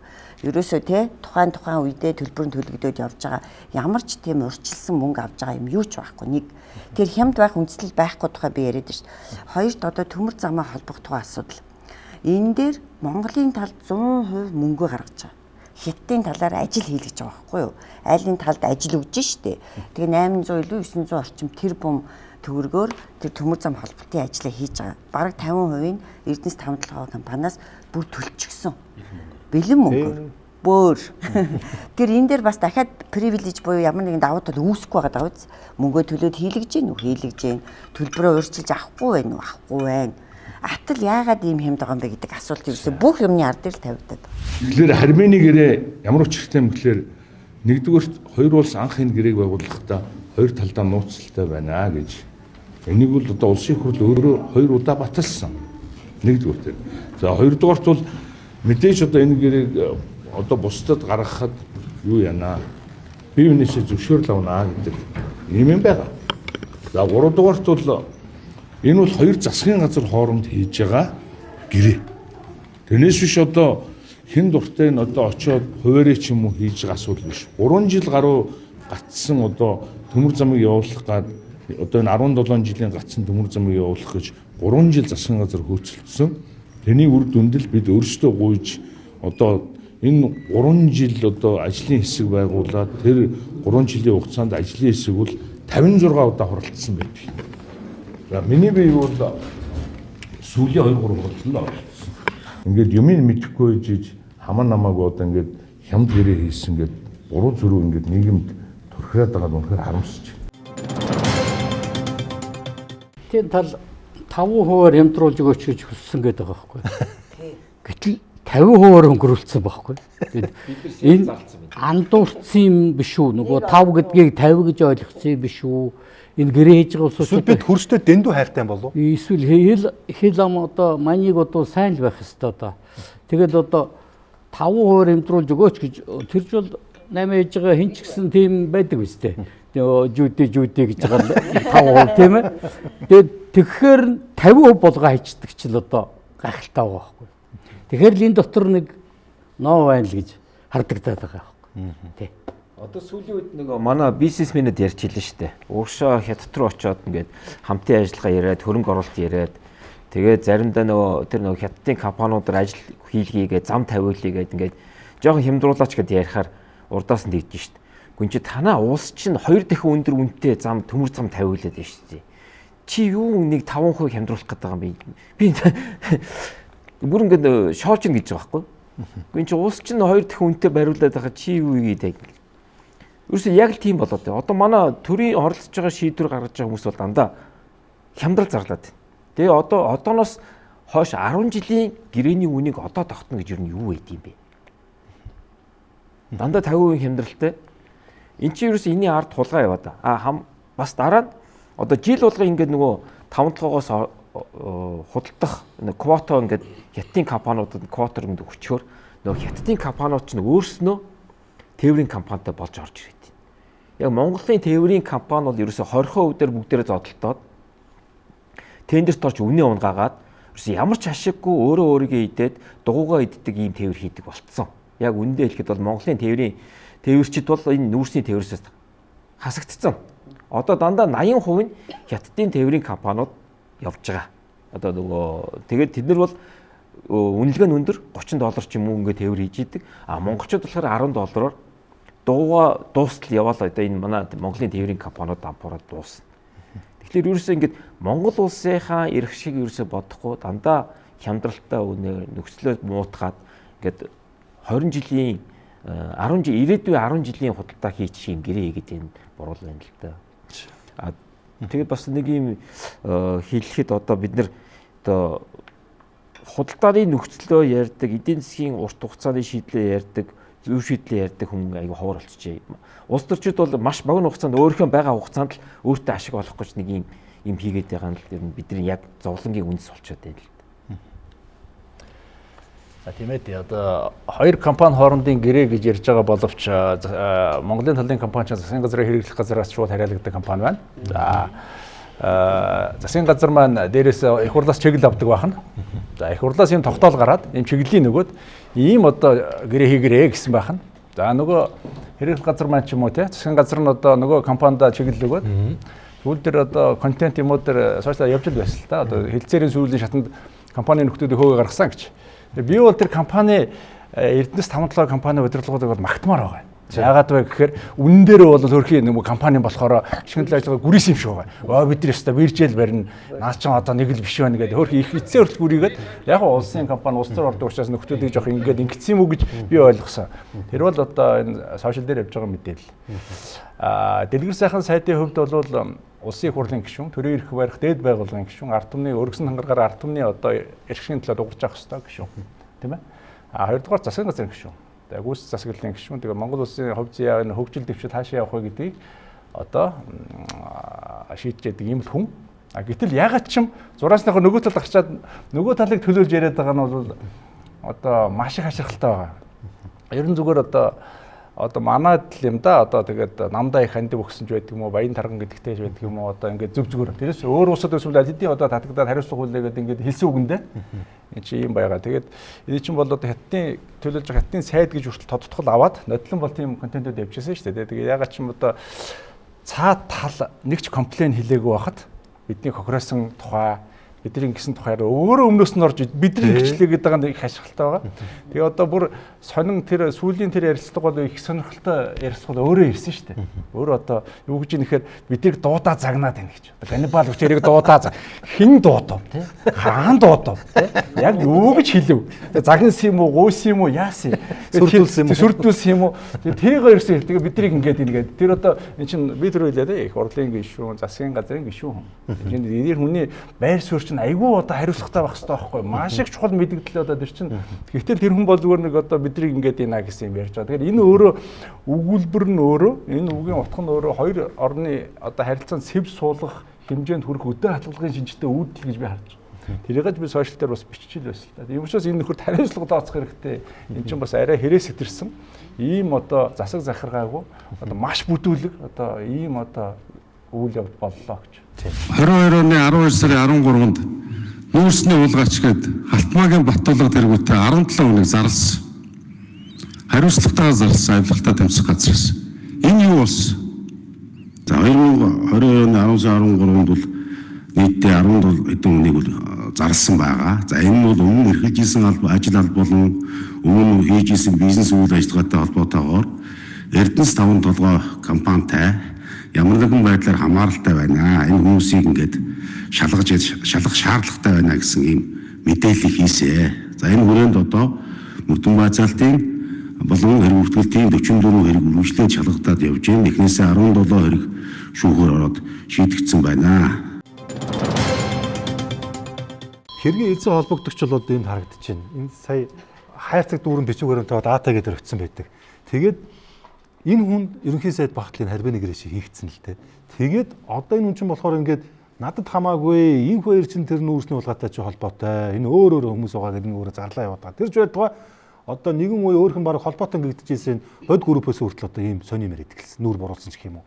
Бодон нэхлээд нүүрсээ гарган дараа нь бусна гэдэг ч юм уу юм яриа явж байгаа тийм. Тэгэхээр энэ 2026 онд Хятад улсын дарга Ши Жинпин Монгол улсад төрийн ажлыг ийм сураг гарсан. Ер нь бол эргэж болов гэж би ойлгосон. За тэгэхээр наан одоо юу гэдгийг нөгөө нэг Хятадын гадаад хэргийн яамч гэдэг юм уу холбогдох албан шалтгаангууд нь харьбаны гэрээ болон нүүрстэй холбоотойгоор хинч мэдээлэл ямар ч байсаар илэрхийлээгүй чимэг л байгаа. Гэтэл манайх л ингээл гарч ирэл нэг хэвлийн төлөөлөгч юм уу юуны ингээд нэг зөрөгтэй яриад байгаа. Сая энэ баргүй хэлж байгаа шүү. Тэгэхээр одоо энэ ерөнхий сайдаас нь ингэж хэлээд байгаа. Тун давгүй гэрээ болцсон шүү дээ. Тэгээ өөрчлөлт сайжруулах юм байвал одоо хийчихэж шүү дээ. Энэ бол нэг асуудалгүй шүү дээ. Түүнээс одоо энийг зогсоон ч гэдэг юм уу, энийг сонсгол хийн ч юм уу, гин буруутай хайх юм бол маш их цаг хугацаа алдсан шүү дээ. Би бол бараг Монголыг бол хөгжлийн гараан дээр гаргаад өгсөн гэж энэ хүн яриад байгаа. Та яриаг нь сонсож байгаа бол. Гэтэл инх төвшин, Гамбат, Зол жаргал, Баярмаа гэдэг та гişүүд бол ингээд энэ гэрээг нэг сөхөж харъя. Сонсгол хийчихье. Бүгдээрээ хилцээ гэдэг шүү дээ. Энэ хоёр чинь локкивд ингээд зөрөөд байна л та. Гişүнэ. Тэгээд логов нийлж байгаа юм бас биш шүү дээ. Муу байгаа бол сайжруулчих л та гэж хэлж байгаа бол нийлж ийн гэсэн үг шүү дээ. Тэгээд сайжруулах хэрэгтэй. Одоо энэ цуцлах асуудал яриаггүй шүү дээ. Сонсоё гэдэг асуудал ярьж байна. Сайжруулах орон зай бол харагдаад байгаа. Тийм болохоор сайжруулах хэрэгтэй байна. Нэг зүйлийг би хэлмээр байна. Одоо ингээд оюун эрдэнэ ерөнхий сайд байхад энэ гэрээ хийгдсэн. Дараа нь Монгол Ардын намчин дотор бас ингээ хоёр хэсэг байгаа шүү дээ. 30 32 38 жил үед жил одоо тэр нь бас өөр болоод байгаа жил. Тэр ерөөсө пад байхгүй. Тэдний тэр хин нь уулгаж энэ сайн хүн тэр муу нь ерөөсө пад алга. Зүгээр Монголын эрх ашигт илүү нийцсэн юм л биднэрт хэрэгтэй. Тэрнээс энэ нэг хэсгийнх нь эсрэг хүч хавсраал тэнд нэг хөл тавиал те. Эсвэл нөгөө талд нь ороод ийм бодвол ерөөсө сонирм биш. Эцсийн дүндээ сая энэ сонсголыг хяналтын төрөөрөг байгуулахгүй гэдэг шийдвэрийг парламент гаргалаа шүү дээ. Тэгэхээр үнэхээр энэ намчин ингээд дотроо энэ асуудлаас болоод хоёр хэсэг болцсон байсан бол сайдрын хяналтын орон байгуулагдтал байсан байхгүй юу? Тийм болохоор би бол эднийг ингээ хуваагдж өрчаад тийм бол байхгүй л гэж бодож байна. Яг энэ нүүрсэн дээр бол нэг л байна гэж надад бол харагдаж байгаа. Тэгээд сонсголыг сонсох ёстой 2 3 зүйл байна л да. Одоо энэ үнийн томьёогоо яах юм бэ? Ингээд дандаа ингээл яваад их юм уу? Тэр нэг 5 индексээс ойлгох юм уу юу? Монгол өөрийн гэсэн үнийн бодлого байхгүй. Монгол индекстэй байх ёстой. Монголоос бусад нүүрс зардаг бүх улсад нүүрсний үнийн индекс байдаг. Австрали, Индонез, Хятад, Монгол байхгүй. Ерөөсөө байхгүй. Тэр нэг Хятадд нийлүүлдэг 5 индексээс 70% нь өөрийнхөө нүүрсийг хамаардаг буцааж ашиглаад хямдруулж өгөөд буцааж умгаасан томьёогоор дараасаараа боддог юм. Тэгэхээр тэр үнийн индексийг бид нэр яах юм? Энэ гэрээндээ тусгасан юм уу юу? Хоёрдугаарт нь сорчлохгүй шүү гэж тэр тогтоол дээр бичсэн. Түрүүн 55 35 10% гэжсэн тий. 55% коксч, 35 сул коксч, 10% коксчдаггүй. Агуулгын юу гэхээр зэрэг уурхайн төлөвлөлтийнхээ дагуу одоо эх 10 жилд 20 жил болгон тийм нүүрс гарна. Гаргасан тэр зүй зохистой харьцаагаар нь нөлөөлөх хэрэгтэй байхгүй. Энийг би 12 сарын 26-нд банк орон дээр арай гэж босгож аваад дараа өдрийн чуулган дээр дэмжүүлээд нэг заалт оруулж чадсан. Тэгээ энэ сонирхолтой нь шүү дээ. Сорчлох асуудал юусоо яригдаагүй. Юусоо яригдаагүй байсан. Тэгээд орой харуу бүрээгээр сонсонгуудаа дахиж очиж санал гаргаад маргааш нэгээ дэмжигдэж явсан. Тэгэхээр эндээс үр юу харж байгаа гэхээр парламент бас ямар нэг хэмжээгээр амьд байх нь бол байна. Тэгээд энд нэг мэдээлэлтэй эсвэл нэг мэрэгжлийн чиг баримжаатай хүн байдаг нь бас хэрэгтэй байна. За сорчлохгүй гэдэг энэ ажлын үр дүнд миний бодлоор хэдэн 10 хэдэн 100 сая долларын зөрөө Монгол улсад ашиг болж ирнэ. Тэгэхээр энэ бол зөв залт. А гэхдээ тэр 55 35 10 гэдэг чинь хэдэн жилдээ. Одоо нөгөө уурхай чинь жил болго өөрчлөгддөг байхгүй. Тэгэхээр нөгөө 5-7 нийт нүүрсийн чинь 3.2 нь сул коксчдаггүй 3.1 нь сайн нүүрс. Тэгэхээр одоо бол эсэргээрээ 3.1 нь сайн нөгөөх нь бага ууз. Тэгэхээр ирэх одоо 5 жилдээ дараагийн 5 жилд яах. Тэгээд тэрийг яг энэ улсын хурлын өгсөн тогтоолын дагуу тэгж график гаргаж гэрээнд тусгасан юм уу? Бид нар мэдэх хэрэгтэй шүү дээ. Их хурл тогтоосон яг тэр тогтоолд энд явж байгаа юм уу? Тэгэхээр энийг сонсож харах хэрэгтэй байхгүй. Өмшөх хэрэгтэй л гэсэн. Энэ яг хоёр зүйл ярьж байгаа. Ерөнхий сайд асан оюун эрдэнэ ажлын хэсэг байгуулаад тэгээд сайжруулахгүй юу? Үнийн нэмэхгүй юу гэж хэлээд тийм. Тэгэхээр энэ ажлын хэсэг байгуул гэж байгаа чинь төр хороо байгуулахыг хүсэхгүй байна. Ягаад гэвэл ажлын хэсэг бол шал өөр функцтэй ажилдаг. А төр хороо гэдэг чинь яг хянан шалгаж нөгөө би түр хэлсэн шүү дээ. Нотлох баримтын хүрээнд экспертүүдийг оруулж агаад хянаж шалгадаг тий. Айгүй өөр чиг үүрэгтэй ийм бүтэц. Тэр энийг хэлэхийг хүсэхгүй байна гэж би харж байна. Нэгт хянаж шалгуулахыг хүсэхгүй шүү дээ. Зүгээр нэг ажлын хэсэг байгуулагдаад юу юуг үнийн нэмэгдэх асуудал. Хоёрт үн хямд байгаа хүлэн зөвшөөрж штэ энэ чинь логикоор тий сайжруулаад тэгэл үнийн нэмэхгүй юу гэдэг байгаа чинь. Тэгэхээр ерөөсөө л зүгээр нэг яс ажлын хэсэг гаргаад өтөр түрэн ямар ч юугүйгээр тий хянаж шалгалт яагаад ийм хямд үнээр хин тогтооч уу гэдгийг шалгуулахыг хүсэхгүй байна. А гэхдээ яг хөө тэгээ чадвал та нар тэг нэмүүлнэ үз гэж байгаа байхгүй юу. Эндээс ийм юм гарч байгаа. За тэгээд дахиад бид нар нөгөө бүгд нэг юм ойд төрсэн сарамгчин лугаа болчиход дээ штэ ингээд дандаа нэг юм таавартай ингээ хардл. За үнэн байгаад тэр зөрүү 10 тэрбум доллар гэх юм бол одоо Монгол улсын бүхлүүд 1 жилийн төсөвтэй тэнцэхтэй 36 их 80. Тэгэхээр энэ мөнгөөр юу хийж болох вэ гэж саяхан нэг хүн нэг иргэн те манай иргэдүүд ямар сайхан бүр бахархмаар бишрмээр болцсон. Түүгээрээ дэлгэр сайхан сайдыг юунд атагээд өглөөг юунд өглөөг вэ. Тэгээд тэр залуу хэлсэн байхгүй энэ алдагдал хэрвээ үнэн бол энэ мөнгөөр бараг 240 орчим айлыг орон сууцчлуулах ийм хэмжээний мөнгө байна гэж байна.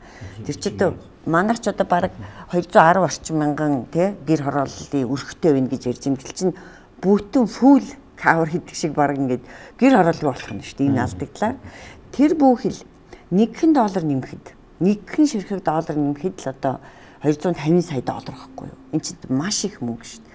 Тэгэхээр энэ бол маш их чухал ноцтой ийм асуудал учраас энийг юусоо бид нар хорхиж болохгүй ингээд яриад байгаа юм. Тэгээд энэ чинь яг ингээд цаг хугацааны дараалаар нь авч үзэхээр их л одоо нэг нөгөө хэлэхэд ноотол байгаа байхгүй юу. Тухайн үед хэрэг эрхлэхийн дараа амар эсгэлэн байсан тий. Сонгуулийн өмнө 2 сард нөгөө биржийн үнээр авъя 5% гэдэг яриа явсан.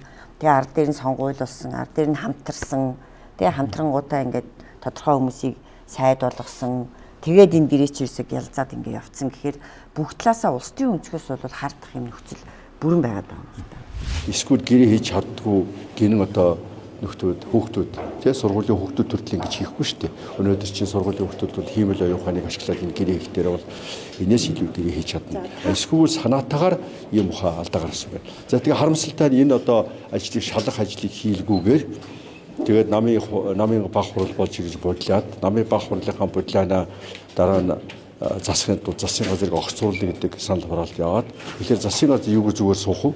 Одоо анхнаасаа энэ нүүрсийн бодлонтой холбогдсон хүмүүсийг огцруулна, хариуцлага тооцно гэдэг ийм одоо сонирхолтой байсан учраас бол сөргүүлж одоо их хурлын дарга бол одоо энэ нүүрсний сонсголыг хийхгүй байна. Нүүрсний асуудалтай холбоотой болцсон байх гэсэн байдлаар ингэж одоо асуудлыг өргөн барьсан. Одоо нэгэнт нөгөө сонсгол хийлэхгүй гэд шийдсэн болвол одоо яах вэ гэхээр энэ гэрээг хууль хяналтын байгууллагууд судлах хэрэгтэй л дээ. Шалгах хэрэгтэй. Тэгээд мэрэгжлийн хүмүүсийг оролцуулаад тийм ээ. Одоо тэнд нөөцний чиглэлээр мэрэгжлийн хүмүүс ч орох хэрэгтэй. Санхүү эдийн засгийн одоо мэдлэгтэй хүмүүс орох хэрэгтэй. Тэгээ гэрээ хэлцээрийн мэрэгжилтэй мэдлэгтэй хүмүүс орох. Тэгээд энэ гэрээ үнэхээр одоо сайн болж юу муу болсон юм уу гэдгийг бас нэг гаргаж ирж болох л байх. Тэгээд тэр буруу одоо дутуу зөрүү хамаагүй одоо тийм муу гэрээ хийсэн бол тэрийг дахиж өөрчилж болно л доо. Хятадын тал бол тэн дээр нэг эсэргүүцэхгүй байх л гэж бодож байна зүгээр.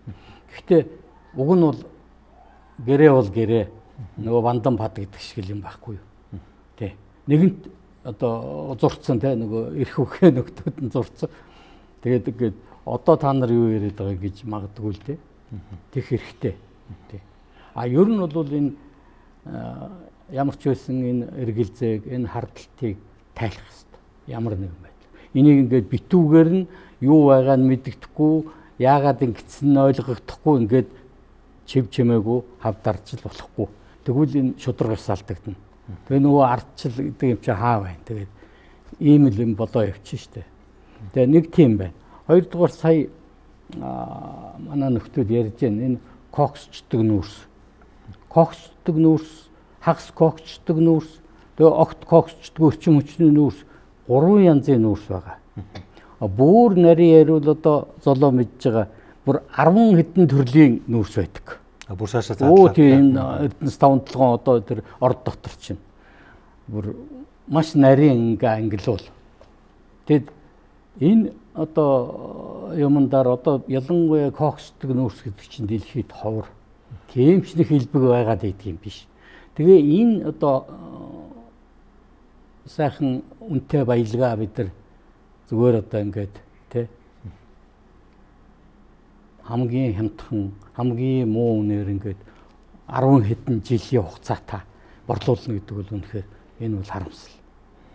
Одоо өнөөдөр ингээд энэ их хурлд байгаа хэдэн нөхдүүд арьсаа хамгаалаад энийг одоо ингээд ямар нэгэн байдлаар хэлцүүлэхгүй ингээд өнгөрлөө гэхэд хожим хойно үр хүүхдүүд маань хойч үе маань биднийг хараах болно шүү дээ. Энэ яагаад ийм балаа юм ийцээ. Тэ. Одоо 10 хэдэн жил гэдэг чинь бас хугацаа шүү дээ. Тэгээд энэ үн өртөг одоо хаашаа явах юм? Ер нь бол энэ асуудал бол байгаа. Зөв коксдаг нүүрсний хувьд энэ одоо нэвтрүүлэгт оролцож байгааг ашиглаад би бол нэг санал хэлмээр байгаа. Ялангуяа энэ төрд ажиллаж байгаа хүмүүст. Одоо манай сайд саяхан ярьлаа. Гангийн үйлдвэр байгуулна гэж. Сайн хэрэг. Тэрийг дэмжинэ. Гэхдээ юм эренбитэй байх хэрэгтэй байхгүй. Судалгаатай байх хэрэгтэй. Гангийн үйлдвэр барихын тулд хамгийн түрүүнд кокс хэрэгтэй байхгүй. Тэгээ нөгөө коксдог нүүрсөө өөрсдөө коксжуулаад кокс болгоод тэгээд тэрүүгээрээ нөгөө гангийн чи хайлуулна шүү дээ. Тэр чинь асар их өндөр температуртай болчдөг байхгүй юу?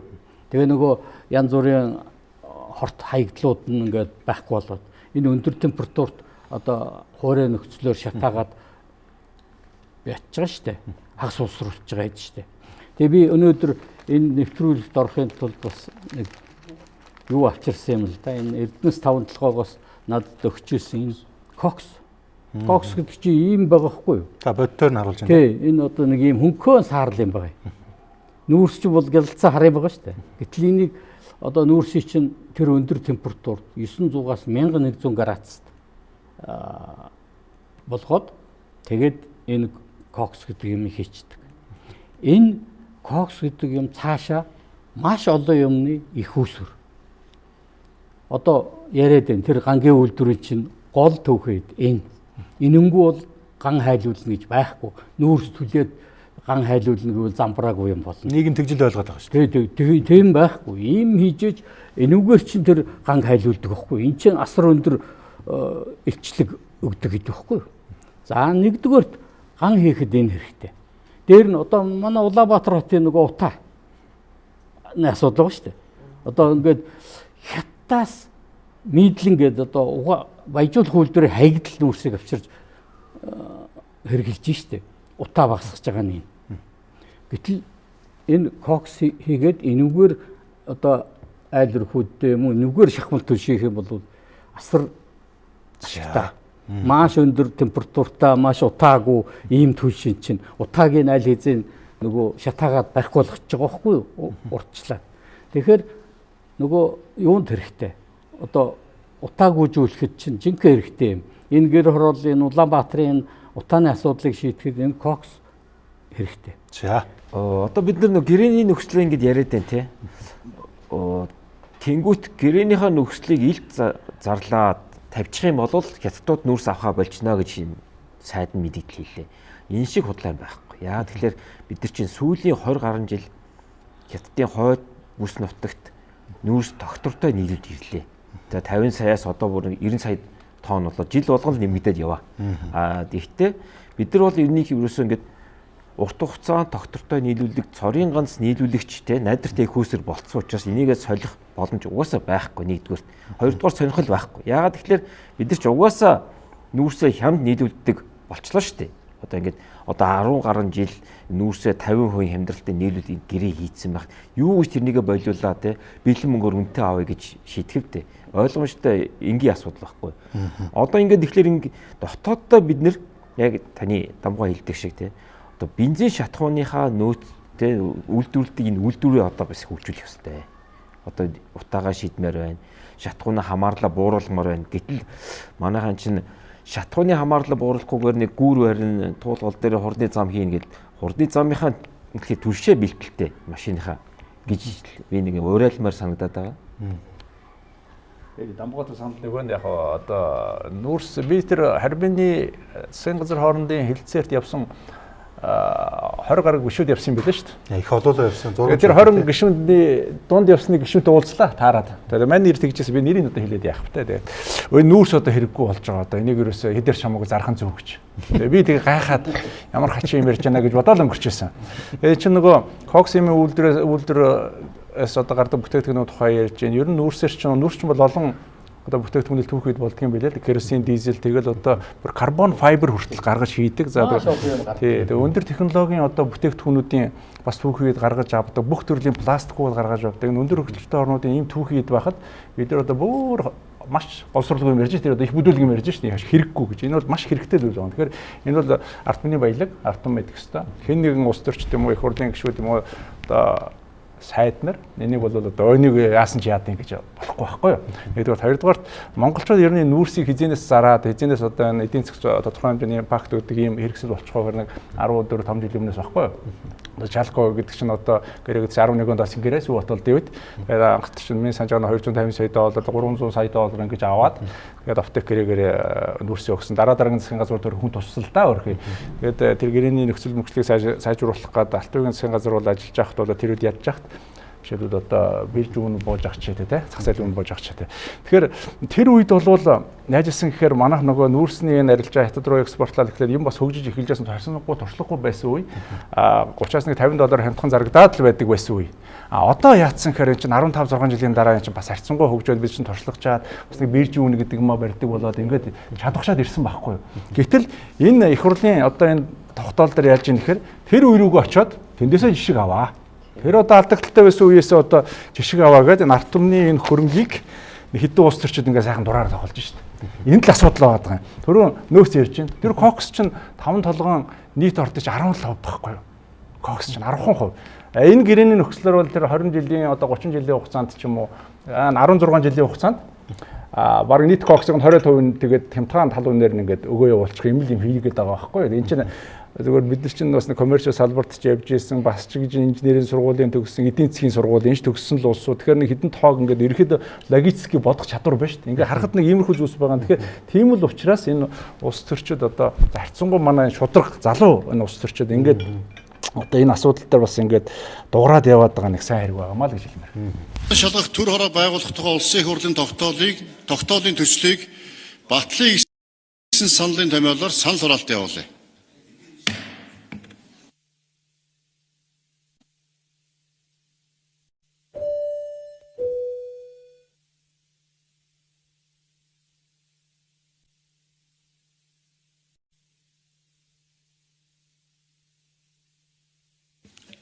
За санал хураалтанд 114 гишүүн оролцсноос 43 гишүүн буюу 37.7% саналаар энэ санал дэмжигдсэнгөө.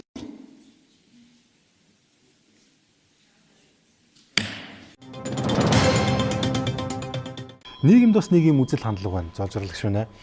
Заавал одоо ингэж ер нь өнөөгийн төр засаг гэдэг юм улс орон ингэж нүүрсээ ингэж ашигтай байдлаар зарж худалдаж чадахгүй бол ер нь үүсээ ингэж нэгээд ах хэрэг байгаа мó. Хойч үедээ үлдээвэл яа. Мэдээж олон улсад нүүрс хэрэгтэй, Монголд ч хэрэгтэй. Гэхдээ яг одоо бид нар амьдраад энэ улс ингэж дуусчихгүй шүү. Дараагийн хүүхэд залуучууд хэд хэд үе явна. Энэ одоо дэлхийд сүрчгүй л одоо ингээл чинь 2100 200 гал энэ улс орон мөнхөд л одоо ажиллаж амьдрах л байлгүй дээ.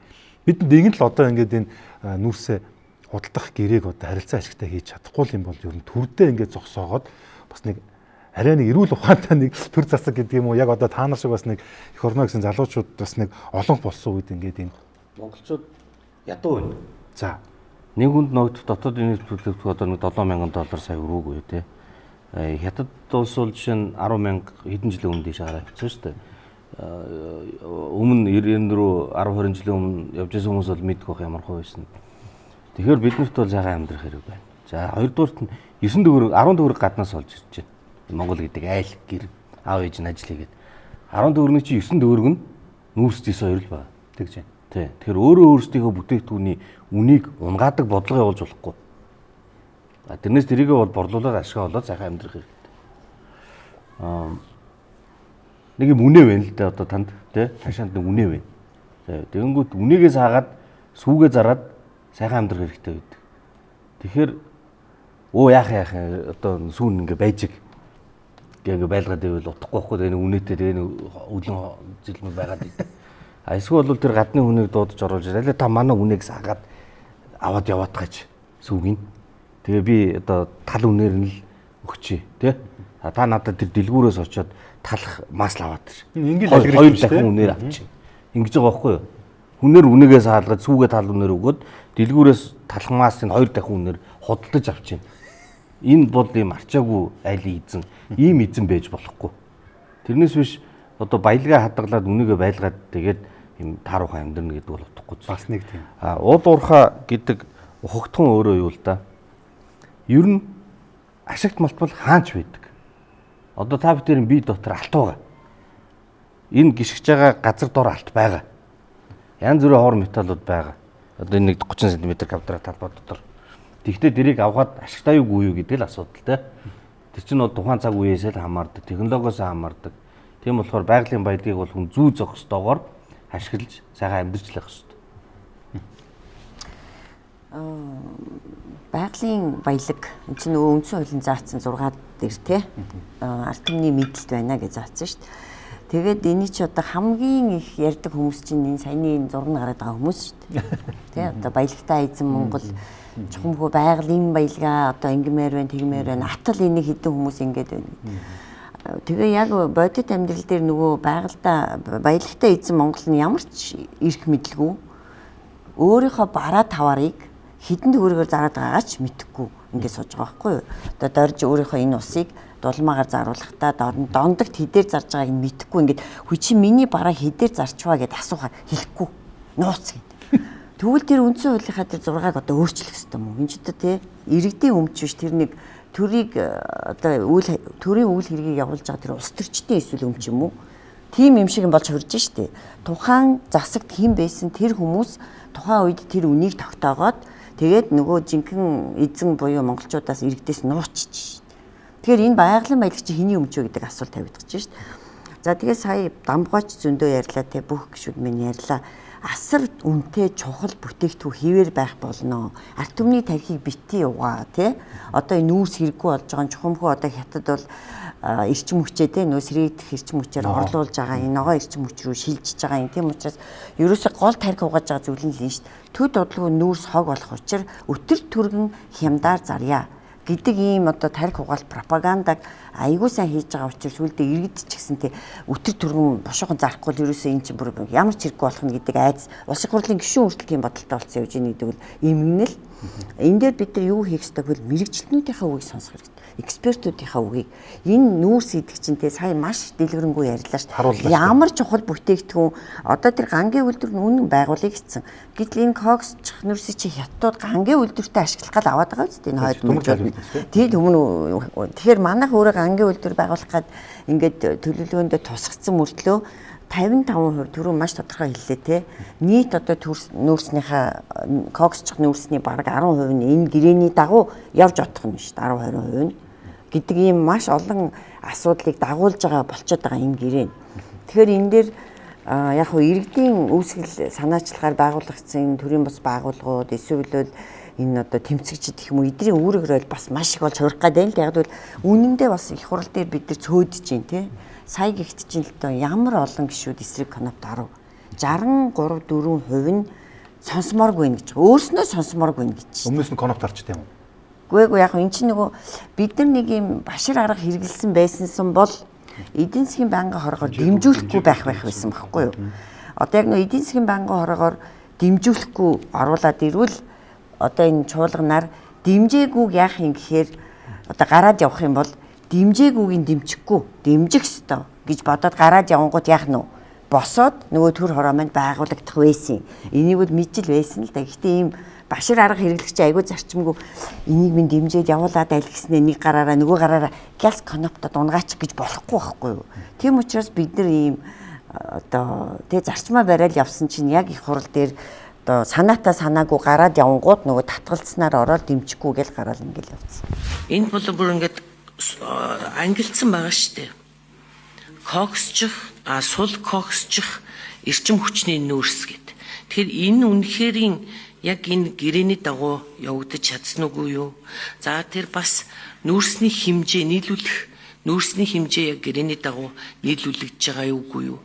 Өнөөдөр хүртэл одоо нүүрсний энэ нүүрс одоо маш муу одоо юу яаж яах гэж яриад байгаа тийм ээ. Тэгэхээр энэ асуудал дээр энэ гэрээг ил гаргаад үнэхээр одоо шударгаар ажиллаж энийг одоо гаргаж ирж чаддаг бол буруу зүйлийг гаргаж ирж чаддаг бол үнэхээр сайн ажил болно гэж харж байгаа. Ер нь одоо нүүрсний хэрүүл маргаан тасрахгүй байна л да. Хараагц юм уу бид нар одоо баялагын хараал гэж нэг юм ярьдаг штэ. Энд чи бол одоо яг манад хэрэгжээд байгаа байхгүй. Уг нь баялагтай орн бол баян сайхан амьдрах хэвээр, мөнгөтэй байх хэвээр. Гэтэл өнөөдөр манай монголчууд энэ баялагынхаа одоо юу болчиход штэ. хараал болчиход шүү дээ. Ямар нэгэн байдлаар ингээд дарганар нь асуудлыг шийддэг. Тэгээд ингээд нуучдаг. Ямар үнээр зараад байгаагаа хинт ч хэлдэггүй. Ийм байх юм бол энэ хэцүү л дээ. Үнэхээр тэгснээс зарахгүй зүгээр сууж исэн дээр л дээ. Тэ. Энд чинь энэ нүүрсийг гаргахын тулд ямар их хүч хөдөлмөр зардаг гэж санана. Маш их хүч хөдөлмөр. Маш олон хүн ажиллаж байгаа шүү дээ. Тэр Эрдэнэс 5-7 гэд тэр 5-7 уурхаан бассейн дотор ч юм бол би саяхан нэг очисон хэдэн мянган одоо өндөр даацын машин тэгэл хичнээн одоо 10-20 мянган хүн ажиллаж шít тэнд ч.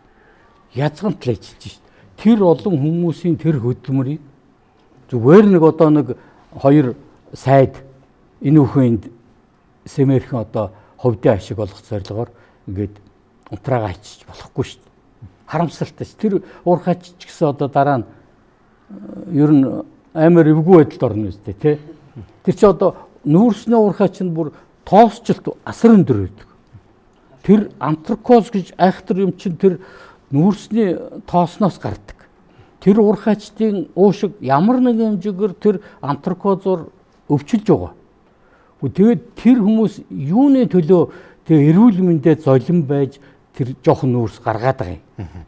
Тэрийн нөгөө эцдүүд нь яагаад ингэж одоо үн төлбөргүй зүгээр шахуу одоо хүн төгөөд байгаа. Энд чинь асуудал واخгүй.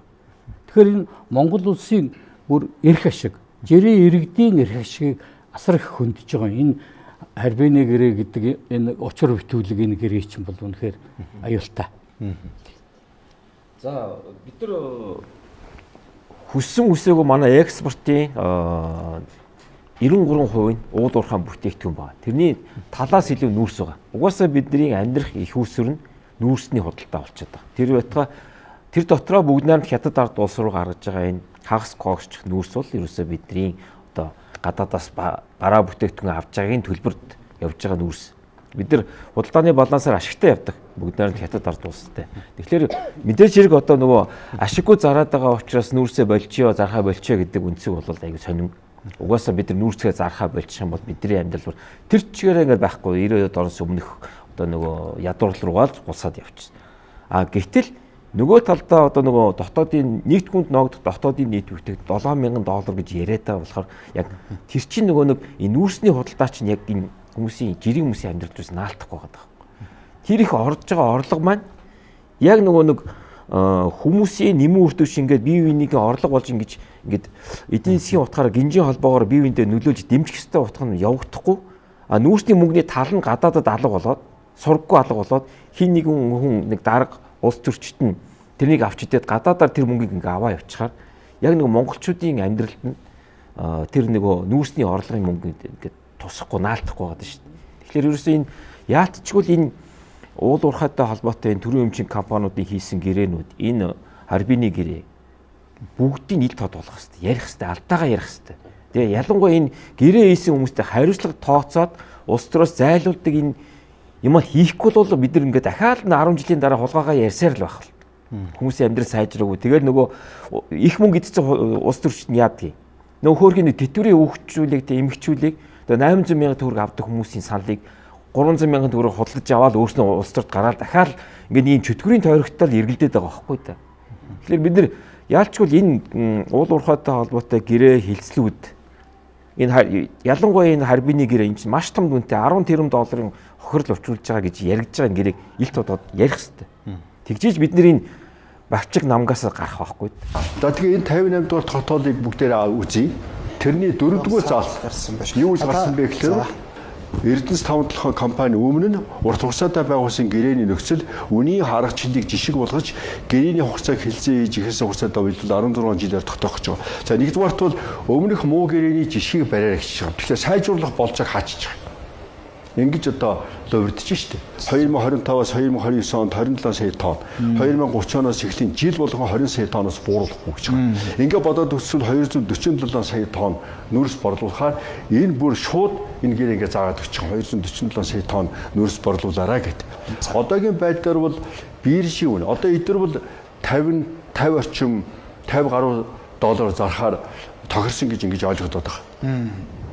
Тэгвэл өнөөдөр биржийн үн одоо дунджаар $95 байна. За $55 гэж бодох юм бол $95 байна.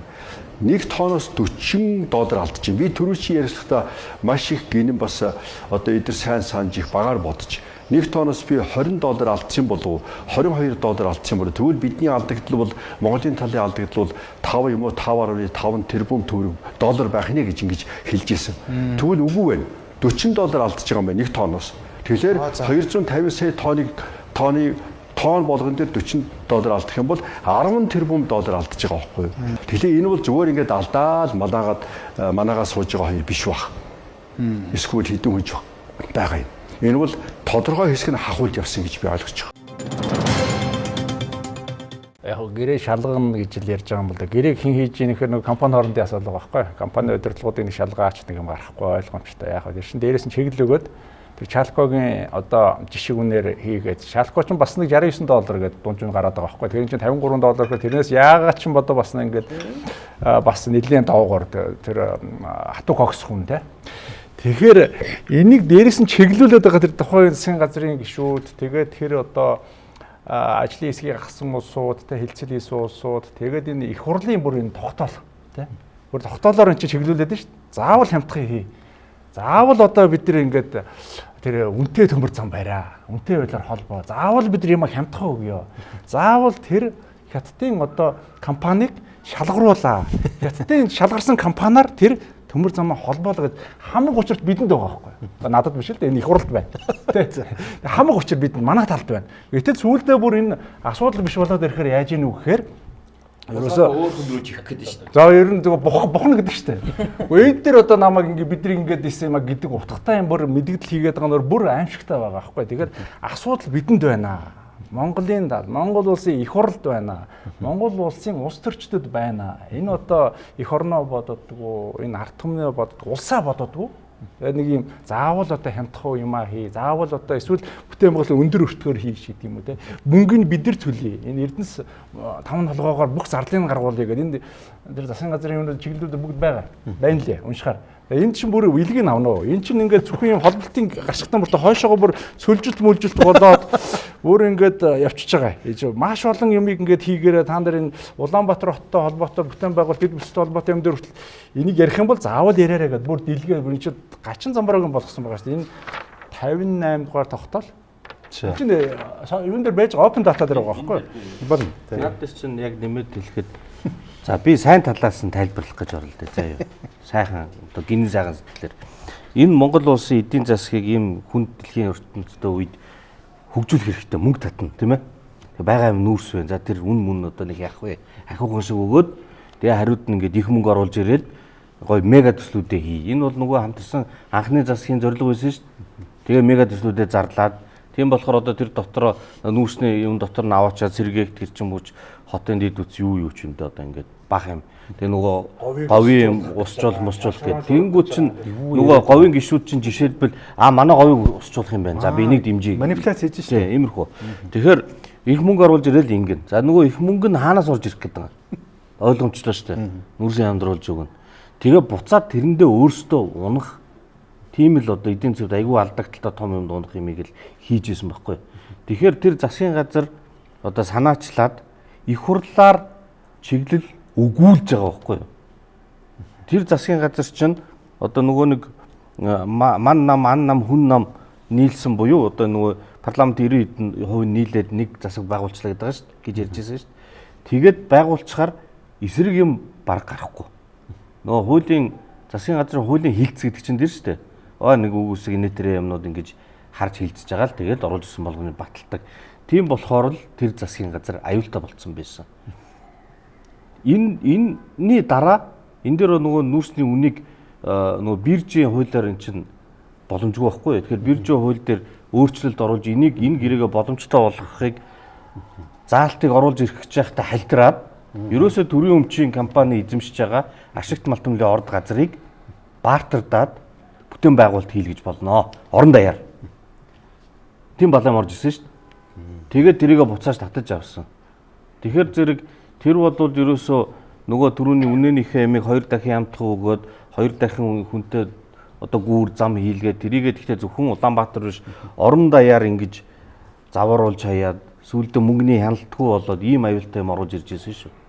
За. Тэгээд энэ чинь энэ дэр нэг байгаа. Золог шаа зөв хэлж юм л да. Гэхдээ дөрөв баяр маань нэг яг гол юуг нь хэлсэн л да. Энэ нөгөө мөнгөө бөөнөр нөхцөл нь болвол за окей. Нэг хэрэг. Одоо тэр 11 онд 500 тий 550 сая доллар аваад идсэн хүний мөнгийг идсэн бол за дараа нь бид нар өөрөөсөө үнгөө. Хэрвээ одоо бид нар үнгөө өгөх бас нэг үндсэн суурь нөхцөл хэрвээ 10 миллиард долларыг яг манай золог гишүүний ярьсан бүтээн байгуулалтанд зарцуулдаг нэг бөөнөр нөхчүүл бид нар тэгвэл одоо за ашиг одоо энэ тэр цангих одоо оновч хараа ямар юм тэр одоо 5 юу байх шиг байгаа.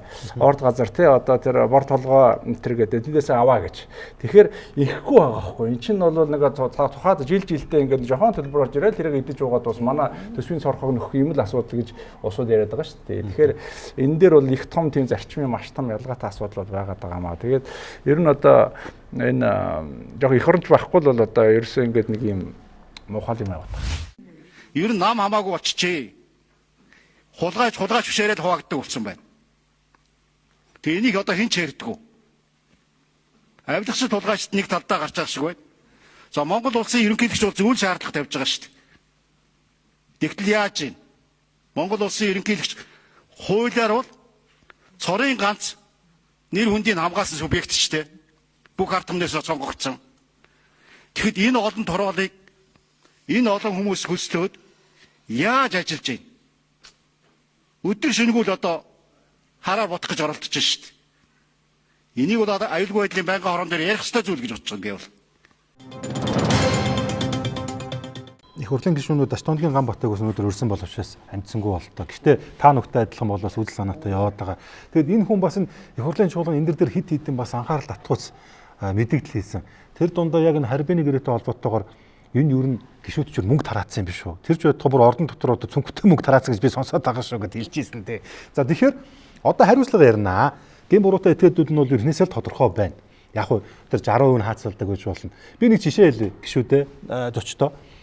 Энэ нисхийн армагт одоо маш их олон байшин барилга өргөж байна. Богдуулын ам бол бүр дүүрчлээ тансаг хаусаар.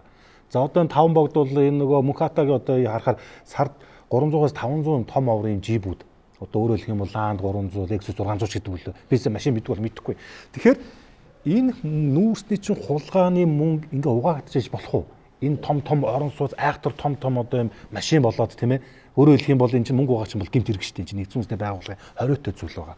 Тэгэхээр яг одоо яг ийм нүүрсний хулгай чинь Оросын холбооноос гарсан бол ингээд тэр этгээд бол бүх назар хорт ял авдаг. Ходорковскоос ахуулаад одоо хүртэл энэ ялан саагс нь үйлчилдэг. Хятад өчүүгүй цааз. Тэгээ бид болохоор одоо ингээд өрөөсөө ингээд энэ байдал юм шиг ингээд бодоо яваад байдаг. Тэгэхээр одоо хилцүүлгийн цагмаач өөр нь өндөрлөл тийшээ хандж байна. Гин буруутай этгээдүүд нь бол саяын та нар яриан дээр ч гарлаа, зургууд дээр ч гарч байна. Яригдаагүй ч улсууд байна. Эднэрт түр нь яг ямар ял зэмлэл өгөх ёстой юм бэ? Энд чинь дараагийн одоо этгээдүүд нь маш том сургамж тий бас юм жишгэл болох гээд байна л та. Яг үгүй хууль тогтоох дээр байгууллага. Хууль тогтоох байгууллага, улсын хурл. Улсын хурлаар зөвшөөрөл олгуулж байгаа тэрнийхээ дагуу хилцээрээ хийгээд хийсэн хилцээрийн дагуу компани гэрээ байгуулчлаа шүү дээ. Тэгэхээр хэн буруутай юм? Ингээл буцаад нөгөө бухдаг гэдэг шиг барьцгүй байхгүй. Тэгээд та нар өөрсдөө улсын хурл чиглэл өгсөн шүү дээ. Тэгээд нөгөө улсын хурланд алдаатай чиглэл өгсөн юм гэрээ нь ямар болсон сонсохоор сонсохгүй гэдэг. Тэгэхээр ер нь бол би бол улс төрийн хариуцлага гэж бодож байна. Улсын хурлын гишүүн гэдэг хүн ер нь ямар ч шийдвэр гаргасан Монгол улсын эрх ашиг нийлбэр дүнгээрээ хаана байна вэ гэдгийг бид нар бодох хэрэгтэй байна. Тэгэхгүй бол олон тохиолдолд мэдээлэл мэдлэг цаг хугацааны хайчинд ороод энэ чинь ямар ч хүний нэг юм массын сэтгэхүй гэж биш сүргийн. Одоо ингээд намаараа явцсан над чинь мэддэг хүмүүс нь мэдж байгаа дарга ингээд явж байгаа. Тэгэл одоо ганцаараа нэг сондгороод байхын хашаа тэгэл дэмжээл явъя гэдэг зүйлээс болоод их орны алдагдлалд оруулж байгаа. Энэ дээр бол бид нар одоо ёстол анхаарч хариуцлагатай байх хэрэгтэй. Тэгээд би одоо улс төрийн хариуцлага байх ёстой гэж бодож байна. Өөр одоо яах юм ингээд одоо тэгэнгүүтнээс чи хурлын юуны өгсөн чиглэлийн дагуу гэрээ хийсэн, тэр нь ингэсэн тэгсэн. Тэгэл ингээд мэлзэн шүү дээ. Тэгэхээр энэ гэрээ чинь дөнгөж эхэлж байгаа. Одоо айхтар юм зараагүй байна. Би энэ дээр нэг асууж. Тийм болохоор сонсоод шалгаад сайжруулах юм бол сайжруулах хэрэгтэй. Би энэ дээр нэг асуу та товч хариулъя. Энэ нүүрсний мөнгө магадгүй нөгөө айхтар нэртэй жүжиг хөл өмгийн багийг санхүүжуулах тий. Эсвэл одоо 27 28 оны сонгуулагч гэсэн ингээд намуудын санхүүжил байж болох уу? байж болно. Тэгэхдээ над дээр чинь би тэр нөө баримтан байхгүй учраас хийх арга байхгүй. Ерөн зүгээр логикоор агуулгаараа бодоод үзэхээр одоо энэ том шин гой барилгууд тэгээ хүн худалдаж авч чаддгүй үнэтэй тэгээ ингээд хэрэгтэй хэрэггүй юм хоосон байж байгаа юмнууд чинь мөнгө одоо угаалгын хэлбэр л орж ирж байгаа шүү дээ. Ойлгомжтой. Цаана нь нам гэдэг айхтар институт байна. Одоо төрийн өмч гэдэг бол иргэний өмч биш байхгүй. Төрийн өмч бол намын мэдлийн юм. Засаг барьж байгаа нам мэднэ. Тэгэхээр тэр намын дарга нар тэр уурхааг удирдлагын томилж байгаа шийдвэрийг гаргуулдаг, гэрээг нь хийлгдэг ийм байх тохиолдолд бид нар энэ эрүүл улс төр ярих боломжгүй. Тийм учраас энэ за ялангуяа Эрдэнэс 5 толгой дээр бол одоо 18% иргэд эзэмшдэг. Энийг 34 болох хэрэгтэй. Нэмэлт хувьцаа гаргаж борлуулж дараагаар нь 51 болох хэрэгтэй. Эхний үед бол зөвхөн дотоодод Монголын иргэдэд дараа нь олон улсад гаргаж мөнгө олж тэгээд компани туузын захирал тэр одоо тууз бүх талын оролцоотой нээлттэй хилэлцдэг гэрээ байгуулах гэж байгаа бол үнэ хилэлцдэг. Тэрнээс биш тэндээс нэг дарга нар шийдээд тэрэндээ нөгөө намынхаа гишүүдийг одоо конопны машин болгож ашиглаж их хурлыг манипуляц хийдэг. Ийм байдлаар явах юм бол бид нар хизээч эрүүл юм руу очихгүй цаа. Нэг зүйл одоо их тодорхой болж байна л да. Энэ туулын хурдны замаас эхлээд л те. Энд ямар том ашиг сонирхол явж гин, ямар том одоо непотизм явж штэ. Дүүдээ нэг тендерийн нөгөөд эхнэр нь нэг тэн юу лээ бүр энэ сүүлдээ энэ хулгайд онч бүр толгой иргэд байгаа юм чи. Эхнэр нь нэг тэзүгийг хийгээ те. Тэгэхээр эндээс юу харагдаж байна гэвэл энэ харбины гэрээ яавч зүгээр ахгүй байна гэдэг энэ бодол улам их төрж штэ. Тэгээ ер нь гадуур бас хүмүүс ярьдаг болсон. Яг шув шударгаар нэгч копи улаан одоо төгрөгний ашиггүйгээр яг хийж харагдаач гэд бүр юм энгийн логикийн хэмжээнд очсон байна шүү дээ. Энэ төрийн эрх мэдэлтнүүдийн одоо байгалийн баялагийг ялангуяа энэ том дүнтэй төслүүдийг ард дээр нь нийлж хулгай хийдэг чинь ерөөсөө энэ маш тодорхойлсон. Тэгэхээр хариуцлага гэхээр эргээд урагшаа явхад одоо манай сайдын ингэж яриад байгаа шүү дээ. Бид нар өөрснөө ингээд айлын талыг хохирооцсон юм а гэж яриад байгаа тийм үү? Тийм учраас бараг ингэж жоохон хямд өгөөд байгаа ч гэдэг юм шиг. Хин хохирооцсон тэгвэл. Хин манай талаас хин хохирооцсон. Эцэг холбогдогч байгаа юм биз дээ. Тэр төмөр замын хил холболтыг хин гацаасан. Тэр хүнээ ярил та. Тэр хүнээсээ хариуцлага тооцож эхлэх хэрэгтэй байхгүй бүр ингээд явбал тэгээд төр хороо гэдэг чинь энэ чинь нөгөө нотлох баримтын хэмжээнд хяналт шалгалт явна гэдэг чинь тэндээс асуудал байгаа эсхийг тогтоогоод улмаар одоо Б2 сайдын хийсэн сонсголын үр дүнд бол энд бол асуудал байна гэд холбогдох хууль хүчний байгууллагуудад шилжүүлж байгаа байхгүй юу. За тэгээд тэдний цаашаа ажиллаа хийж явах хэрэгтэй. Эхнээсээ ч тодорхой хэмжээнд үр дүн гараад тэр сонсголоос үүссэн асуудал өнөөдөр тий одоо харамсалтайгаар манай Монгол улсын спикер дээр ингээ буугаад одоо ялагдчихад татагдаад явж штэ. Тэгэхээр төр хороо гэдэг чинь өөрөө ялгаж салгаад өгнө. Тэгээд цаашаа үргэлжлүүлээ судлангууд тэнд хин хариуцлага тооцох гэдэг чинь гарч ирэх байхгүй. Энэ арбины гэрээ хилцчих үед бас тодорхой саналууд илж исэн. Тэгээ энэ дээр зарчмын нэг хоёр санал байгаа. Энэ гэрээ ил тод байх хэвээр нууцлалд орох ёсгүй. Энэ хэрвээ гэрээтэй холбогдсон ямар нэгэн авилгал ашиг сонирхлын зөрчил гарсан бол энэ гэрээ хүчингүй болох ийм залт оруулаач гэдэг санал тавьж исэн. Өнөөдөр бид нар оюутлогын гэрээг бас ингээд буруутай зөвч одоо ингээд маргаад сайжруулад ингээд явж байна. Энэ сайжруулж байгаа одоо энэ үйл явцын гол одоо гэрээнд хийсэн залт нь бол ил байгаа. Бид нар ямар ч хүн одоо интернетээр ороод үзэхэд оюутлогоо бид нар ийм болоод нууцын гэрээ одоо агуулгад оруулсан. Тэгээ энэ нууцтай оруулахын тулд өнөөдөр бас төрийн нууцын тухай хууль хилцээ гэж төлөвлөж исэн. Энтэй холбоотойгоор байгууллагын нууц гэж асуудал хийж одоо энэ төмөр замтай холбоотой асуудал байгууллагын нууц руу оруулдаг байсан бол олон улсын гэрээ гэдэг юм руу оруулаад энэ нь буцаад хоёр одоо бусад одоо харилцаж байгаа орнуудын бас нэр хүндэд бас халтаа үйл явдлууд болж байна. Хэрвээ энэ зүгээр ил тод асуудалгүй ингээд хүн болон танилцаа явдаг бол сайжруулах болцоо боломжуудыг бид нэр ард түмэн иргэд бас ярих болцоотой байтал энэ өөрөө буцаад одоо хятадын одоо хөрш орнуудын харилцааг хүртэл муудах ийм байдал руу олон улсын гэрээ гэдэг арга зал хэрглэж одоо оруулсан байж болцсохгүй харагдаад байна. Одоо саяхан ерөнхийлөгчийн санаачилсан их хурлын гишүүний нөгөө эргүүлэн татах тухай хуулийн төсөл. Энийг одоо маш олон гишүүн эсэргүүцэж байгаа байхгүй. Эсэргүүцж байна. Энэ ерөнхийлөгч санаачлах ёсгүйг нь Тэгээ хэн санаачлах юм дээр чинь. Тэгэд энэ яагаад ингэж энэ одоо хуулийн төслийг эсэргүүцэж байгаа юм гэхээр энэ мэтийн одоо юу хийцэн улсууд алдаа дутагдал хийцэн, ловер хийцэн хүмүүс нөгөө өөрсдөө хамгаалахын тулд энэ ерөнхийлөгчийн санаачилсан тэр хуулийн төслийг эсэргүүцээд байгаа байхгүй. Тэгээ ерөөсөө тэгэл дураараа дургиж яхал санаа байна л да. Тий одоо ямар нэгэн байдлаар хариуцлага тооцох одоо боломжгүй тэр улсуудтай. Ягаад тэгэхээр их хурлын гишүүн халдшгүй дарах хэрэгтэй. Тэгээ хулгай хийсэн ч одоо хамаа авахгүй. Тэр яах ч. Ийм л юм л ажиглагдж байна л дээ. Тэгээд тэр хуулийн төслийг эсэргүүцээд байгаа гишүүд бол энэ ийм хийцэн улсуудын л одоо нэг төлөөлөл гэж ойлгож байна. Тэгэхээр 2 цагаас илүү хэлүүлээ. Тийм үнэн одоо ингэж байхгүй одоо нүүрсний энэ те 50% хямдралтай гэрээ байгуулсан мөнгөний зөрүүгээ тэр нөгөө ловч чинь авах гэдэг нь шүү дээ. Мөнгөө өөртөө авах гэдэг гэтэл нэг хятадын хуулиар маш нэг хатуу хяналттай болцсон. Бэлэн мөнгө ерөөс нааш цааш шилжүүлж болохгүй. Гадагшаа шилжүүлж болохгүй. Хятад дотроо л би нөгөө тэр мөнгө эргэлж байгаа. А тэрийг яаж оруулж ирэх вэ гэхээр одоо яг нэг Монголд барилгын төсөл эхлүүлээд за self-deductive гэж ярьж за хувийн компаниуд зөндөө барилгын төсөл явж байгаа. Маш үнэтэй орон сууцны. Тэгсэн мөртлөө ингээ борлуулалт нь их олон нийтэд ил тод зарлагдаагүй мөртлөө зарагдаа дууссан гэж яриад байгаа. Айгүй үнэтэй одоо 7-8 саяын үнэтэй. Тэгэхээр ерөөсөө ингээ мөнгө угаалт бол яваад байна. Тэ? Одоо ингээ нөгөө гадагшаа тэр нөгөө мөнгө дундын цавчааныхаа мөнгийг одоо Монгол руу ингээ оруулж иж угаадаг юм. Тэгэхээр энийг ерөөсөө нөгөө шалах ёстой хууль хяналтын байгууллага шалахгүй байгаа. Тэгээ нөгөө гишүүд нь чийл байдаг. Одоо энийг гэрээ хийсэн хүмүүс нь чийл байдаг. Одоо их хурл дээр шалгуулахгүй гэсэн чинь нэрсэн жагсаалт нийл байдаг. Одоо энэ хүмүүсийг дахиад бүр ил яри. Бүр хүн дээр нь яри. За энэ ийм ажил хийжсэн юм. Одоо тэгжиж улс төрийн хайрцагыг хил тооцож эднийг буулгаж жагаад дараа нь одоо тэр эрүүгийн хайрцаг хүлээлгэх шат руугаад явахгүй бол энийг ерөөсөн хурдл орчод байна л гэж бодож байна.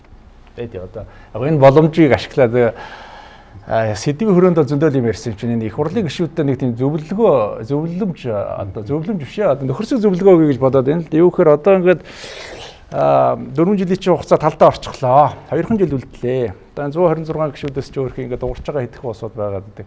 Энэ улс төр хийх алтан боломж байна.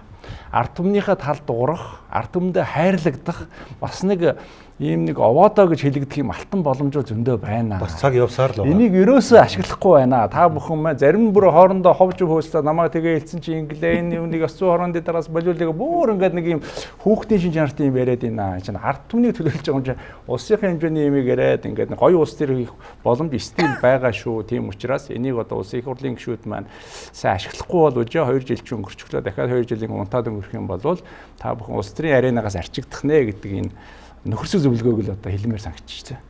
За цаг дууссан. Одоо яа нэдүүлээ. Юусе ганц өгүүлбэрээр өнөөгийн ярилцсан нүүрсний сэдвээ нэг дүгнээд нэг базаад нэг та бүхэн байр суурь илэрхийлчих тий. Ягаад гэвэл хэдүүлээ цаг 30 минут болцсон. Тэгээ яг сүүлийн хэдүүлээс хормуудаа бас ахын ив найртай хуваагаад авъя гэж бодож байна. Улсын хурлын гишүүн Зов Жаргал. Ямар нэгэн асуудал ярихад энэ бүлэг улс төрч, энэ бүлэг улс төрчдийн хоорондын тэмцлийн хэрэгсэл бодмооргүй. Ерөнхийд үндэ Монголын эрх ашиг хааны нэгдийг л анхаарах хэрэгтэй байна. Саяны дээр ерөнхийлөгчийн гишүүнийг эргүүлэн татъя ч гэсэнтэй. Энийг бол фракц хоорондын тэмцэл гэж би ерөөс харахгүй байхгүй. Энэ зүгээр эрсдэлтэй байж болно, хэрэгтэй бас байж болно. За нүүрсний хувьд монголчууд нутагтаа баялагтай эзэн байх хэрэгтэй. Өөрсдөө олборлож чадна, өөрсдөө тээвэрлэж чадна. Тэгээд Монгол хүн баялагын эзэн болохын тулд хувьцаа эзэмш. Нээлттэй тэр компани болго. Бити энэ нэг хідэн дарганарт өг, улс төрчдөд өг. Тэрнээс чинь болоод хамаг улс төрийн тогтолцоо хамаг юм чинь бузар болоод байна. Тэгэхээр Эрдэнэс 5 толгой хувьцааг нэмэгдүүлж нээлттэй болгоё л гэж уриалмаар. За улсын их хурлын гишүүн Баярмаа. Нэг эмгэнэлтэй зүйл би бол одоо ажиглаад байна л да. Ерөөсөө энэ манай одоо эрх хэрэгчид гэж хэлэх юм уу? Энэ том тоондоо бүр төрчиж. Ерөөсөө энэ 2.3 их найд байна уу? 10 тэрбум доллар байна уу? 36 их найд байна уу? Ерөөсөө бараг хамаагүй болчих. Хулгайл бол хулгай. Тэгээ энэ бол аюу эмгэнэлтэй. Энийг одоо бараг ард иргэд ч гэсэн сүулдэ ингээд нэг байдаг үзэгдэл мэт болгочих шүү дээ. Ингээд таксигаар явхад л тэртээ тэргүү дийлэхгүй гэд ингээд бүр нэг ийм юмар орцсон. Тэгэхээр энтэй бол ерөөсөө эвлэрч болохгүй. Тэгэхээр манай ялангуяа ард түмний төлөөлөл болж байгаа улсын хурлын гишүүд бол түрүүндээ одоо манай зочин бас маш тодорхой хэллээ. Улс төр хийн гэж ойлгоно уу, юу гэж ойлгоно, ард түмнийхээ талд гараач, ард түмнтэйгээ нэг байгаач, ард түмэнд мэдэх эрхийг нь олгооч, ядаж өөрснөө мэдэх эрхээ олж аваач. Энэ харьбины гэрээн дээр л гэж одоо хэлмээр байна. Эсбөгөөс тэр үндсэн хуулинд өөрчлөлт оруул. Энэ байгалийн баялаг бол ард түмний өмч, ард түмний мэдлэг байна гэдэг өгүүлбэрээ худлаа тэгж цээжэд илтгэх биш авч хайчих. Эсвэл яг энийхээ дагуу тэр ард түмдээ мэдэх эрхийг нь олго гэдэг ийм л зүйлийг. За зөвлөх инженер Дам.